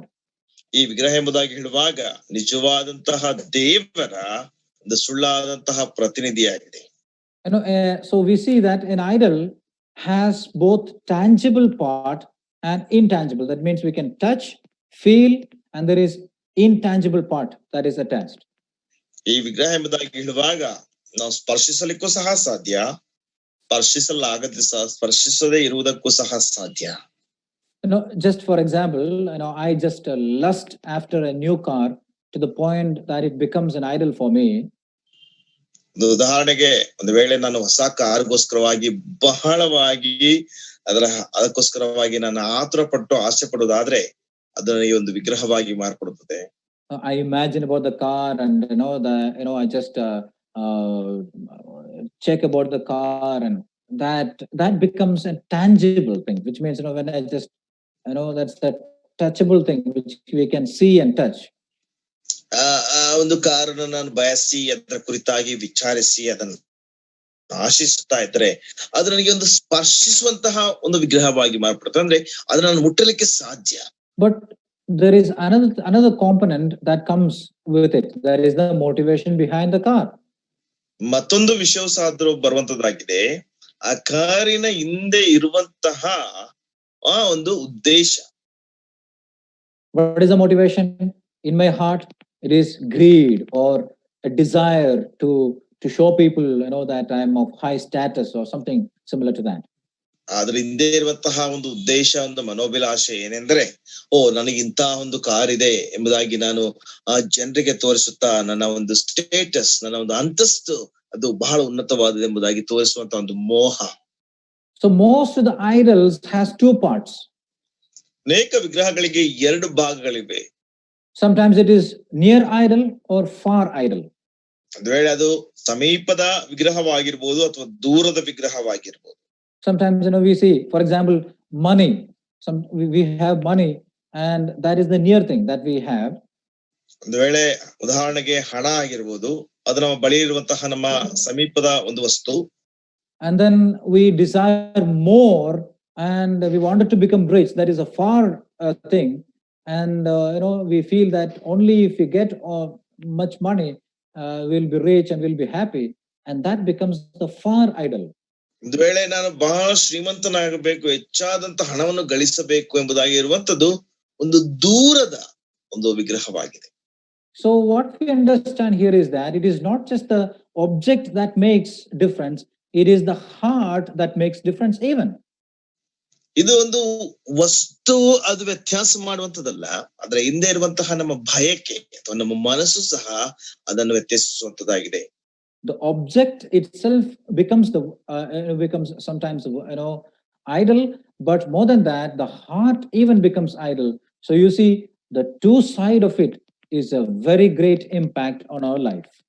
ಕೆಲವು ಸಾರಿ ಆ ಒಂದು ವಸ್ತು ಸಹ ಅದು ವಿಗ್ರಹವಾಗುತ್ತದೆ, ಇನ್ನು ಕೆಲವು ಸಾರಿ ಅದರ ಹಿಂದೆ ಇರುವಂತಹ ನಮ್ಮ ಮನಸ್ಸು, ನಮ್ಮ ಹೃದಯವೂ ಸಹ ಅದು ವಿಗ್ರಹವಾಗುವಂತದ್ದಾಗಿದೆ. ಒಂದು ವಿಗ್ರಹದ ಎರಡು ಭಾಗಗಳನ್ನ ನಾವು ಈ ವಿಷಯದಲ್ಲಿ ನೋಡಬಹುದು. We see there, all these idols and all these things, we can understand it is either demonic or it is deception or it can be deadly. ಈ ಒಂದು ವಿಷಯದಲ್ಲಿ ನಾವು ಈ ಒಂದು ವಿಗ್ರಹದ ವಿಷಯದಲ್ಲಿ ನಾವು ನೋಡುವಾಗ ಅರ್ಥ ಮಾಡಿಕೊಳ್ಳುವಂತಹ ವಿಷಯವೇನೆಂದ್ರೆ, ಇದು ಒಂದು ವೇಳೆ ಸೈತಾನಿಂದ ಬರುವಂತದ್ದಾಗಿರ್ಬೇಕು, ಅಥವಾ ಇದು ಒಂದು ಆಶೆಗೆ ಅನುಗುಣವಂತದ್ದಾಗಿರ್ಬೇಕು, ಅಥವಾ ಇದೊಂದು ಮಾರಣಾಂತಿಕವಾಗಿರಬೇಕು. Sometimes it may be demonic. We see in 1 Corinthians chapter 10 and verse 19 and 20, the things offered to idol, because the idol has a demonic effect. So we see that, kind of things like that. 1 ಕೊರಿಂಥ 10ನೇ ಅಧ್ಯಾಯ 19 ಮತ್ತು 20ನೇ ವಚನದಲ್ಲಿ ನಾವು ನೋಡ್ತೇವೆ, ಆ ಒಂದು ವಿಗ್ರಹಕ್ಕೆ ನೇಮಿಸಿದಂತಹ ಒಂದು ವಿಷಯದ ಕುರಿತಾಗಿ ನಾವು ನೋಡುವಾಗ ಅದೊಂದು ಸೈತಾನ ಒಂದು ಪ್ರಭಾವದಿಂದ ಅದು ತುಂಬಿರುವಂತದ್ದಾಗಿದೆ, ಅದೊಂದು ಸೈತಾನ ಪ್ರತಿನಿಧಿಯಾಗಿದೆ ಎಂಬುದಾಗಿ ನಾವು ನೋಡ್ತೇವೆ. Another aspect of idol is that it is a deception, it's a false, it's a lie. ಇನ್ನೊಂದು ವಿಷಯವನ್ನು ನಾವು ನೋಡುವಾಗ ಅದು ನಮ್ಮನ್ನು ಮೋಸಪಡಿಸುವಂತದ್ದಾಗಿದೆ, ನಮ್ಮನ್ನು ವಂಚಿಸುವಂತದ್ದಾಗಿದೆ, ಅದೊಂದು ಸುಳ್ಳಾದಂತಹ ಒಂದು ವಿಷಯವಾಗಿದೆ. Why I call it a deception? Because we feel that only if we attain certain position or certain money, we will become more happy, and that is a deception, that is a lie, that is not true.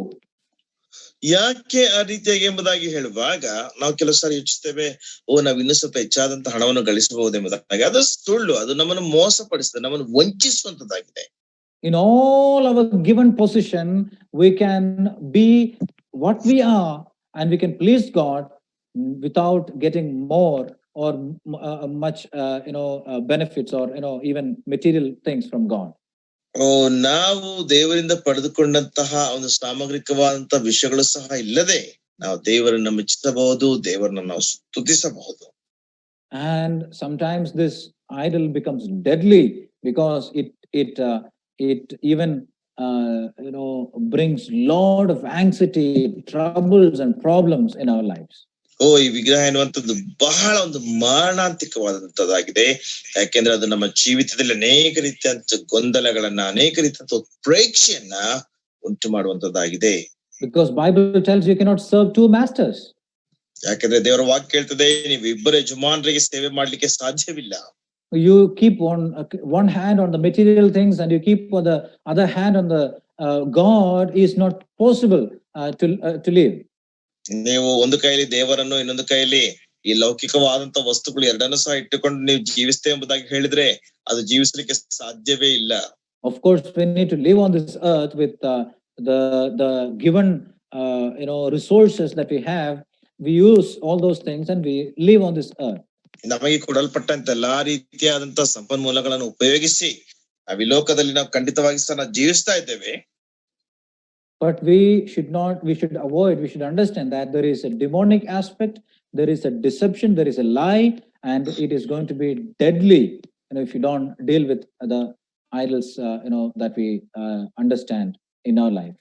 ನಮ್ಮ ಜೀವಿತದಲ್ಲಿ ನಾವು ಅರ್ಥ ಮಾಡಿಕೊಳ್ಳಬೇಕಾದಂತ ವಿಷಯವೇನೆಂದ್ರೆ, ಯಾವುದೇ ವಸ್ತುವು ನಮಗೆ ವಿಗ್ರಹವಾಗಿ ಮಾರ್ಪಡುವಾಗ ಅದು ಒಂದು ವೇಳೆ ಸೈತಾನಿಂದ ಬಂದಂತದ್ದಾಗಿರಬಹುದು, ಅಥವಾ ಅದು ನಮ್ಮನ್ನು ವಂಚಿಸುವಂತದ್ದಾಗಿರಬಹುದು, ಅಥವಾ ಅದು ನಮ್ಮನ್ನು ಮಾರಣಾಂತಿಕವಾದಂತ ಪರಿಸ್ಥಿತಿಗೆ ನಡೆಸುವಂತದ್ದಾಗಿರಬಹುದು ಎಂಬುದಾಗಿ ನಾವು ಸ್ಪಷ್ಟವಾಗಿ ಅರ್ಥ ಮಾಡಿಕೊಳ್ಳಬೇಕು. So what did we understand the idol in the most basic sense? ನಾವು ಬಹಳ ಒಂದು ಅರ್ಥಗರ್ಭಿತವಾದಂತಹ, ಬಹಳ ತಳಹದಿಯಾದಂತಹ ವಿಷಯದಲ್ಲಿ ವಿಗ್ರಹ ಅಂದ್ರೆ ಏನೆಂಬುದಾಗಿ ನಾವು ಅರ್ಥ ಮಾಡಿಕೊಂಡೆವು. An idol is anything that takes the right place of God in our life. ವಿಗ್ರಹ ಎಂಬುದಾಗಿ ಹೇಳುವಾಗ ನಮ್ಮ ಜೀವಿತದಲ್ಲಿ ದೇವರಿಗೆ ಇರಬೇಕಾದಂತಹ ಸರಿಯಾದಂತಹ ಸ್ಥಳವನ್ನ ಪಡೆದುಕೊಳ್ಳುವಂತದ್ದೇ ಒಂದು ವಿಗ್ರಹವಾಗಿದೆ. In Ephesians chapter 5 and verse 5 and Colossians chapter 3 verse 5 we read Paul equates the covetousness and greed with idolatry. ನಾವು ಗಲಾತ್ಯ ಎಫೆಸ 5:5, ಕೊಲೊಸ್ಸೆ 3:5 ನಾವು ನೋಡುವಾಗ ನಮ್ಮ ದುರಾಸೆ ಎನ್ನುವಂಥದ್ದು ಒಂದು ವೇಳೆ ದೇವರಿಗೆ ಕೊಡಬೇಕಾದಂತ ಸ್ಥಾನವನ್ನ ಅದು ತೆಗೆದುಕೊಳ್ಳುವಂತದ್ದಾಗಿದೆ. Our career sometimes becomes our idol. ಒಂದು ವೇಳೆ ಕೆಲವು ಸಾರಿ ನಮ್ಮ ಉದ್ಯೋಗವು ಸಹ ನಮ್ಮ ವಿಗ್ರಹವಾಗಿ ಮಾರ್ಪಡುವಂತದ್ದಾಗಿದೆ. Our pursuit of money becomes an idol. ನಾವು ಹೋಗುವಂತ ಹಣದಿಂದ ಹೋಗುವಂತದ್ದು ಸಹ ನಮ್ಮ ವಿಗ್ರಹವಾಗಿ ಮಾರ್ಪಡುವಂತದ್ದಾಗಿದೆ. Our possessions can become an idol. ಕೆಲವು ಸಾರಿ ನಮ್ಮ ಸ್ಥಾನಮಾನಗಳು ಸಹ ನಮ್ಮ ವಿಗ್ರಹವಾಗಿ ಮಾರ್ಪಡಲಿಕ್ಕೆ ಸಾಧ್ಯವಾಗುತ್ತದೆ. Excessive devotion to leisure and recreation can become an idol. ನಮ್ಮ ಒಂದು ರೀತಿಯಾದಂತಹ ನಾವು ಮಾಡುವಂತಹ ಮನರಂಜನೆ ಕಾರ್ಯಕ್ರಮಗಳು ಅಥವಾ ನಾವು ಉಪಯೋಗಿಸುವಂತ ವಸ್ತುಗಳ ಮೇಲಿರುವಂತ ಮೋಹವು ಸಹ ಕೆಲವು ಸಾರಿ ನಮಗೆ ವಿಗ್ರಹವಾಗಿ ಮಾರ್ಪಡುವಂತದ್ದಾಗಿದೆ. Even putting human relationship ahead of the relationship with God can become an idol. ವೇಳೆ ನಮ್ಮ ಮಾನಸಿಕ ಸಂಬಂಧವನ್ನ ದೇವರಿಗೆ ಸಂಬಂಧಕ್ಕಿಂತಲೂ ಸಹ ಹೆಚ್ಚಾಗಿ ಹಾಕುವಾಗ ಅದು ಸಹ ಕೆಲವು ಸಾರಿ ನಮಗೆ ವಿಗ್ರಹವಾಗಿ ಮಾರ್ಪಡುವಂತದ್ದಾಗಿದೆ. Or putting your intellect above God's revelation is also an idol. ದೇವರ ಪ್ರಕಟಣೆಗಿಂತ ನಮ್ಮ ಬುದ್ಧಿಯನ್ನು ಹೆಚ್ಚಾಗಿ ಹಾಕುವುದಾದ್ರೆ ಅದು ಸಹ ನಮಗೆ ವಿಗ್ರಹವಾಗಿ ಮಾರ್ಪಡುತ್ತದೆ. Sometimes theology will become an idol for people. ಕೆಲವು ಸಾರಿ ನಮ್ಮ ಜನರಿಗೆ ದೈವಶಾಸ್ತ್ರ ಎನ್ನುವಂಥದ್ದು ಸಹ ವಿಗ್ರಹವಾಗಿ ಮಾರ್ಪಡುವಂತದ್ದಾಗಿದೆ. Any theology and anything should be grounded and it should be based on the word of God, and nothing should go beyond the word of God, and there should be limitation for the theology. ಯಾವುದೇ ರೀತಿಯಾದಂತ ದೈವಶಾಸ್ತ್ರಕ್ಕಾಗಲಿ ಯಾವುದೇ ರೀತಿಯಾದಂತ ಜ್ಞಾನಕ್ಕಾಗಲಿ ದೇವರ ವಾಕ್ಯದ ತಳಹದಿ ಇರಬೇಕೇ ಹೊರತು ಅದಕ್ಕಿಂತ ಮೇಲಾಗಿ ಹೋಗುದಾದ್ರೆ ಅದು ಸಹ ಒಂದು ವಿಗ್ರಹವಾಗಿ ಮಾರ್ಪಡುತ್ತದೆ. Watching hours of insane or immoral TV shows becomes an idol. ಬಹಳ ಗಂಟೆಗಳ ಕಾಲ ಒಂದು ಅನೈತಿಕವಾದಂತಹ ಒಂದು ಟಿವಿ ಶೋಗಳನ್ನ ನೋಡುವಂತದ್ದು ಸಹ ಒಂದು ವಿಗ್ರಹವಾಗಿ ಮಾರ್ಪಡುವಂತದ್ದಾಗಿದೆ. Spending hours in playing computer games becomes an idol sometimes. ಅನೇಕ ಗಂಟೆಗಳ ಕಾಲ ಕಂಪ್ಯೂಟರ್ ಗೇಮ್ಗಳನ್ನು ಆಡುವಂತದ್ದು ಸಹ ಒಂದು ವಿಗ್ರಹವಾಗಿ ಮಾರ್ಪಡುತ್ತದೆ. Not having time to spend with God or serve Him is an idolatry.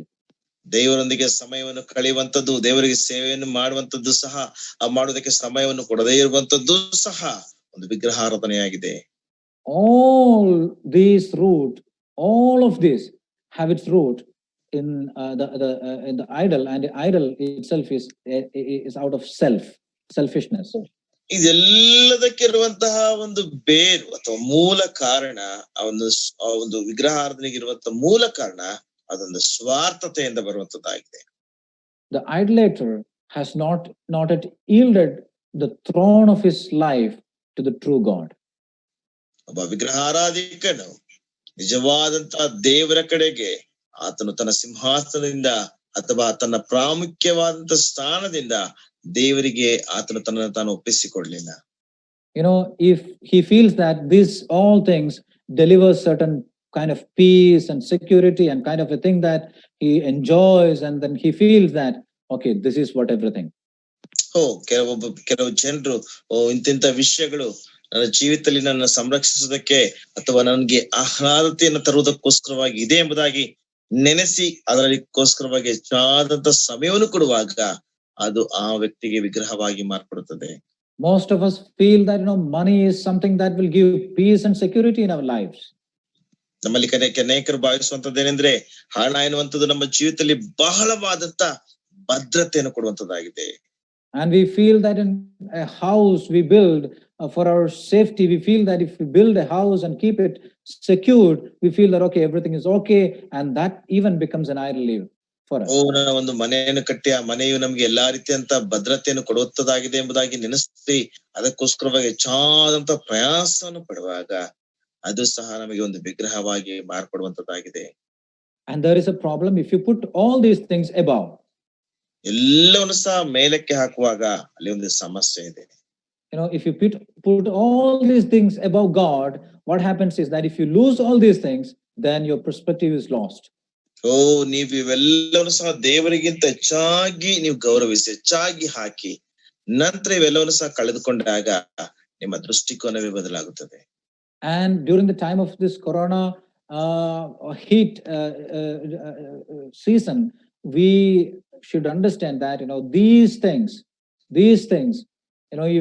if we are going to lose all these things, what is our response to God? ಈ ಕೊರೋನಾದ ಒಂದು ಬೇಗೆಯ ಪರಿಸ್ಥಿತಿಯಲ್ಲಿ ಇವೆಲ್ಲವನ್ನು ಸಹ ನಾವು ಕಳೆದುಕೊಂಡ್ರೆ, ಅವೆಲ್ಲವನ್ನು ಸಹ ನಾವು ನಷ್ಟಪಡಿಸಿಕೊಂಡ್ರೆ ದೇವರ ಕುರಿತಾಗಿರುವಂತಹ ನಮ್ಮ ದೃಷ್ಟಿಕೋನ ಏನೆಂಬುದಾಗಿ ನಾವು ನೆನೆಸಬಹುದು. Yesterday I told you education has come to a standstill. ನಾನು ನಿನ್ನೆ ದಿನ ಹೇಳ್ತಾ ಬಂದೆ, ವಿದ್ಯಾಭ್ಯಾಸವು ಸಹ ನಿಂತು ಹೋಗಿದೆ. And the income is nil. ಆದಾಯ ಏನು ಇಲ್ಲ. And you see hospitals are filled with patients. ಆಸ್ಪತ್ರೆಗಳು ರೋಗಿಗಳಿಂದ ಅದು ಬಹಳ ಭರ್ತಿಯಾಗಿದೆ. And it's going to be a very difficult and tough time ahead. We know that. ನಮ್ಮ ಮುಂದೆ ಬಹಳ ಕಷ್ಟಕರವಾದಂತಹ ಬಹಳ ಕಠಿಣವಾದಂತಹ ಸಮಯವನ್ನು ನಾವು ಎದುರಿಸಲಿಕ್ಕೆ ಹೋಗ್ತಾ ಇದ್ದೇವೆ. Where is the focus of our attention? ನಮ್ಮ ಒಂದು ದೃಷ್ಟಿಕೋನದ ಒಂದು ಗಮನ ಎಲ್ಲಿದೆ? Most of born again Christians, even the believers, we try to push away God and to enjoy peace apart from God, to have a better life. ಅನೇಕ ಸಾರಿ ವಿಶ್ವಾಸಿಗಳು ಅಥವಾ ಕ್ರೈಸ್ತರಾದಂತಹ ಜನರು ದೇವರನ್ನು ತಳ್ಳಿ ಅನೇಕ ವಸ್ತುಗಳಿಂದ ತಮ್ಮ ಆನಂದವನ್ನ ಪಡೆಯುವುದಕ್ಕೋಸ್ಕರವಾಗಿ ಬಯಸುವಂತವರಾಗಿದ್ದಾರೆ. Let me very sadly tell you that we try to use God to get happiness and peace and better life. ನಾನು ಬಹಳ ವಿಷಾದನೀಯವಾಗಿ ಹೇಳುವಂತಹ ವಿಷಯವೇನೆಂದ್ರೆ, ನಮ್ಮ ಉತ್ತಮವಾದಂತಹ ಜೀವಿತಕ್ಕೋಸ್ಕರವಾಗಿ, ಸಂತೋಷಕ್ಕೋಸ್ಕರವಾಗಿ, ಆನಂದಕ್ಕೋಸ್ಕರವಾಗಿ ನಾವು ದೇವರನ್ನು ಕೇವಲ ಉಪಯೋಗಿಸುವಂತವರಾಗಿದ್ದೇವೆ. Let me tell you, repeat it one more time. We are trying to use God to get happiness, to get peace, to get better life. ನಮ್ಮ ಉತ್ತಮ ಜೀವಿತವನ್ನು ಪಡೆದುಕೊಳ್ಳುವುದಕ್ಕೆ, ಸಂತೋಷವನ್ನು ಪಡೆದುಕೊಳ್ಳುವುದಕ್ಕೆ, ಸಮಾಧಾನವನ್ನು ಪಡೆದುಕೊಳ್ಳುವುದಕ್ಕೆ, ಆನಂದವನ್ನು ಪಡೆದುಕೊಳ್ಳುವುದಕ್ಕೆ ನಾವು ಕೇವಲ ದೇವರನ್ನು ಉಪಯೋಗಿಸುವಂತವರಾಗಿದ್ದೇವೆ. And if he brings trials in our life, then we walk away and we try to find new God. ಒಂದು ವೇಳೆ ಆ ಒಂದು ಪರಿಸ್ಥಿತಿಗಳಲ್ಲಿ ನಮಗೆ ಅದು ಪರಿಶೋಧನೆಗಳನ್ನು ಕೊಡುವಾಗ ನಾವು ಅಲ್ಲಿಂದ ಮುಂದಕ್ಕೆ ನಡೆದು ನಾವು ಹೊಸ ದೇವರನ್ನ ನಾವು ಕಂಡುಕೊಳ್ಳುವುದಕ್ಕೆ ಬಯಸುವಂತವರಾಗಿದ್ದೇವೆ. John tells us little children. That's why the force is very clear there. Little children, you're the children of God. You have to take God, exclusive God, against this kind of a force that is there. ಆದ್ದರಿಂದ ಯೋಹಾನನು ಹೇಳುವಂತಹ ಮಾತಿನಿಂದ ಪ್ರಿಯರಾದ ಮಕ್ಕಳೇ, ನೀವು ಸಂಪೂರ್ಣವಾಗಿ ದೇವರನ್ನು ಮಾತ್ರವೇ ನೀವು ಆಶ್ರಯಿಸಿಕೊಂಡು ಈ ವಿಷಯಗಳಿಗೆ ದೂರವಾಗಿರುವಂತೆ ನಿಮ್ಮನ್ನು ಕಾಪಾಡಿಕೊಳ್ಳಬೇಕು. Spurgeon points out that if a man has a box and he is not sure what is in it, he won't be very careful about guarding it. ಒಬ್ಬ ವ್ಯಕ್ತಿಯು ಒಂದು ಬಾಕ್ಸ್ ಇದೆ ಎಂಬುದಾಗಿ ಇದ್ರೆ ಅದ್ರೊಳಗೆ ಏನಿದೆ ಎಂಬುದಾಗಿ ಆತನಿಗೆ ಗೊತ್ತಿಲ್ಲದೆ ಇದ್ರೆ ಅದನ್ನು ಕಾಪಾಡಿಕೊಳ್ಳುವುದಕ್ಕೆ ಆತನು ಬಹಳ ನಿರ್ಲಕ್ಷ್ಯವುಳ್ಳವನಾಗಿರ್ತಾನೆ ಎಂಬುದಾಗಿ ಸ್ಪರ್ಜನ್ ಅವರು ಹೇಳಿದ್ದಾರೆ. But if he knows that it contains some rare and valuable treasures, what will he do? ಒಂದು ವೇಳೆ ಅದರಲ್ಲಿ ಬಹಳ ಅಪರೂಪವಾದಂತಹ ಅಥವಾ ಬಹಳ ಬೆಲೆಯುಳ್ಳಂತಹ ಒಂದು ನಿಧಿ ಅಥವಾ ಒಂದು ವಸ್ತು ಇದೆ ಎಂಬುದಾಗಿ ಆತನ ನೆನೆಸಿದ್ರೆ ಆತನ ಏನ್ ಮಾಡ್ತಾನೆ? He will be very diligent to guard it and to be carefully keep it so that he can make money out of it, and he carefully guards it. ವೇಳೆ ಆತನ ಅದನ್ನು ತಿಳಿದುಕೊಂಡಾಗ ಬಹಳ ಎಚ್ಚರಿಕೆಯಿಂದ ಅದನ್ನು ಕಾಪಾಡಿಕೊಳ್ತಾನೆ. ಆತನು ಬಹಳ ವಿವೇಕದಿಂದ ಅದನ್ನ ಕಾಪಾಡಿಕೊಳ್ಳಿಕ್ಕೆ ಪ್ರಯತ್ನಿಸುವಂತವನಾಗಿದ್ದಾನೆ. Did you see what John is trying to say here? ಇಲ್ಲಿ ಯೋಹಾನ ಹೇಳಲಿಕ್ಕೆ ಪ್ರಯತ್ನಿಸ್ತಾ ಇದ್ರೆ ನೋಡಿದ್ರ? John is saying that if you know the true God, if you become the child of God, we have to guard. If you have become the children of God, and His Son Jesus Christ is very near to us, you have the great treasure, and you have to guard it. ಇಲ್ಲಿ ಆತನು ಹೇಳುವಂತಹ ಮಾತೇನೆಂದ್ರೆ, ನೀವು ಕರ್ತನಾದ ಯೇಸು ಕ್ರಿಸ್ತನ ಮುಖಾಂತರವಾಗಿ ನೀವು ದೇವರ ಮಕ್ಕಳಾಗಿರೋದಾದ್ರೆ ನೀವು ಅದನ್ನ ಬಹಳ ಎಚ್ಚರಿಕೆಯಿಂದ ನೀವು ಕಾಪಾಡಿಕೊಳ್ಳುವಂತವರಾಗಿರುತ್ತೀರಿ. Jesus Christ is the great treasure. He is our God. He is the treasure. So we have to guard it. We have to guard it so that we will not be drifted in the many other forms of idolatry. ಕರ್ತನಾದ ಯೇಸು ಕ್ರಿಸ್ತನು ತಾನೇ ನಮ್ಮ ಬಹುಮುಖ್ಯವಾದಂತಹ ಬಹುಮೂಲ್ಯವಾದಂತಹ ಒಂದು ನಿಧಿಯಾಗಿದ್ದಾನೆ, ಒಂದು ನಿಕ್ಷೇಪವಾಗಿದ್ದಾನೆ. ಅದರಿಂದ ಅದರಲ್ಲಿ ನಾವು ಹೆಚ್ಚಾಗಿ ನಮ್ಮನ್ನು ಕಾಪಾಡಿಕೊಳ್ಳಬೇಕು. ಆಗ ಕಾಪಾಡಿಕೊಳ್ಳುವಾಗ ಇದರಿಂದ ನಾವು ಬೇರೆ ಕಡೆಗೆ ಹೋಗದಂತೆ ನಾವು ನಮ್ಮನ್ನು ಕಾಪಾಡಿಕೊಂಡು ಸುಭದ್ರವಾಗಿರ್ಲಿಕ್ಕೆ ಸಾಧ್ಯವಾಗ್ತದೆ. We are exposed to, when we just say that about idol, we are exposed to three different things. ವಿಗ್ರಹ ಎಂಬುದಾಗಿ ಹೇಳುವಾಗ ಮೂರು ವಿಭಿನ್ನವಾದಂತಹ ವಿಷಯಗಳನ್ನ ಇಲ್ಲಿ ನಾವು ಪ್ರದರ್ಶಿಸ್ತೇವೆ. Our choice, we need to select things. ನಮ್ಮ ಆಯ್ಕೆಯಲ್ಲಿ ನಾವು ನಾವು ಬಹಳ ಎಚ್ಚರಿಕೆಯಿಂದ ನಾವು ಆಯ್ದುಕೊಳ್ಳಬೇಕು. We have so much things we are divided on to select with. There are a lot of things that we are divided on. ನಾವು ಆಯ್ದುಕೊಳ್ಳಲಿಕ್ಕೆ ಅನೇಕ ವಿಧಗಳಾಗಿ ನಾವು ವಿಭಾಗಿಸಲ್ಪಟ್ಟಿದ್ದೇವೆ. Not only that, the second thing is that we are concerned in our heart with several things. ನಮ್ಮ ಹೃದಯದ ಮುಖಾಂತರವಾಗಿ ಅನೇಕ ವಿಷಯಗಳ ಕುರಿತಾಗಿ ನಾವು ಕಾಳಜಿ ಉಳ್ಳವರಾಗಿದ್ದೇವೆ. And not only that, our contentment. Where do we put our contentment? Where do we have our contentment? ಮತ್ತು ಅಷ್ಟು ಮಾತ್ರವೇ ಅಲ್ಲದೆ ನಮ್ಮ ತೃಪ್ತಿಯನ್ನು ನಾವು ಎಲ್ಲಿಟ್ಟಿದ್ದೇವೆ, ನಮ್ಮ ತೃಪ್ತಿ ನಮಗೆ ಎಲ್ಲಿಂದ ಬರ್ತದೆ ಎಂಬುದಾಗಿ ನಾವು ಎದುರು ನೋಡ್ತಾ ಇದ್ದೇವೆ.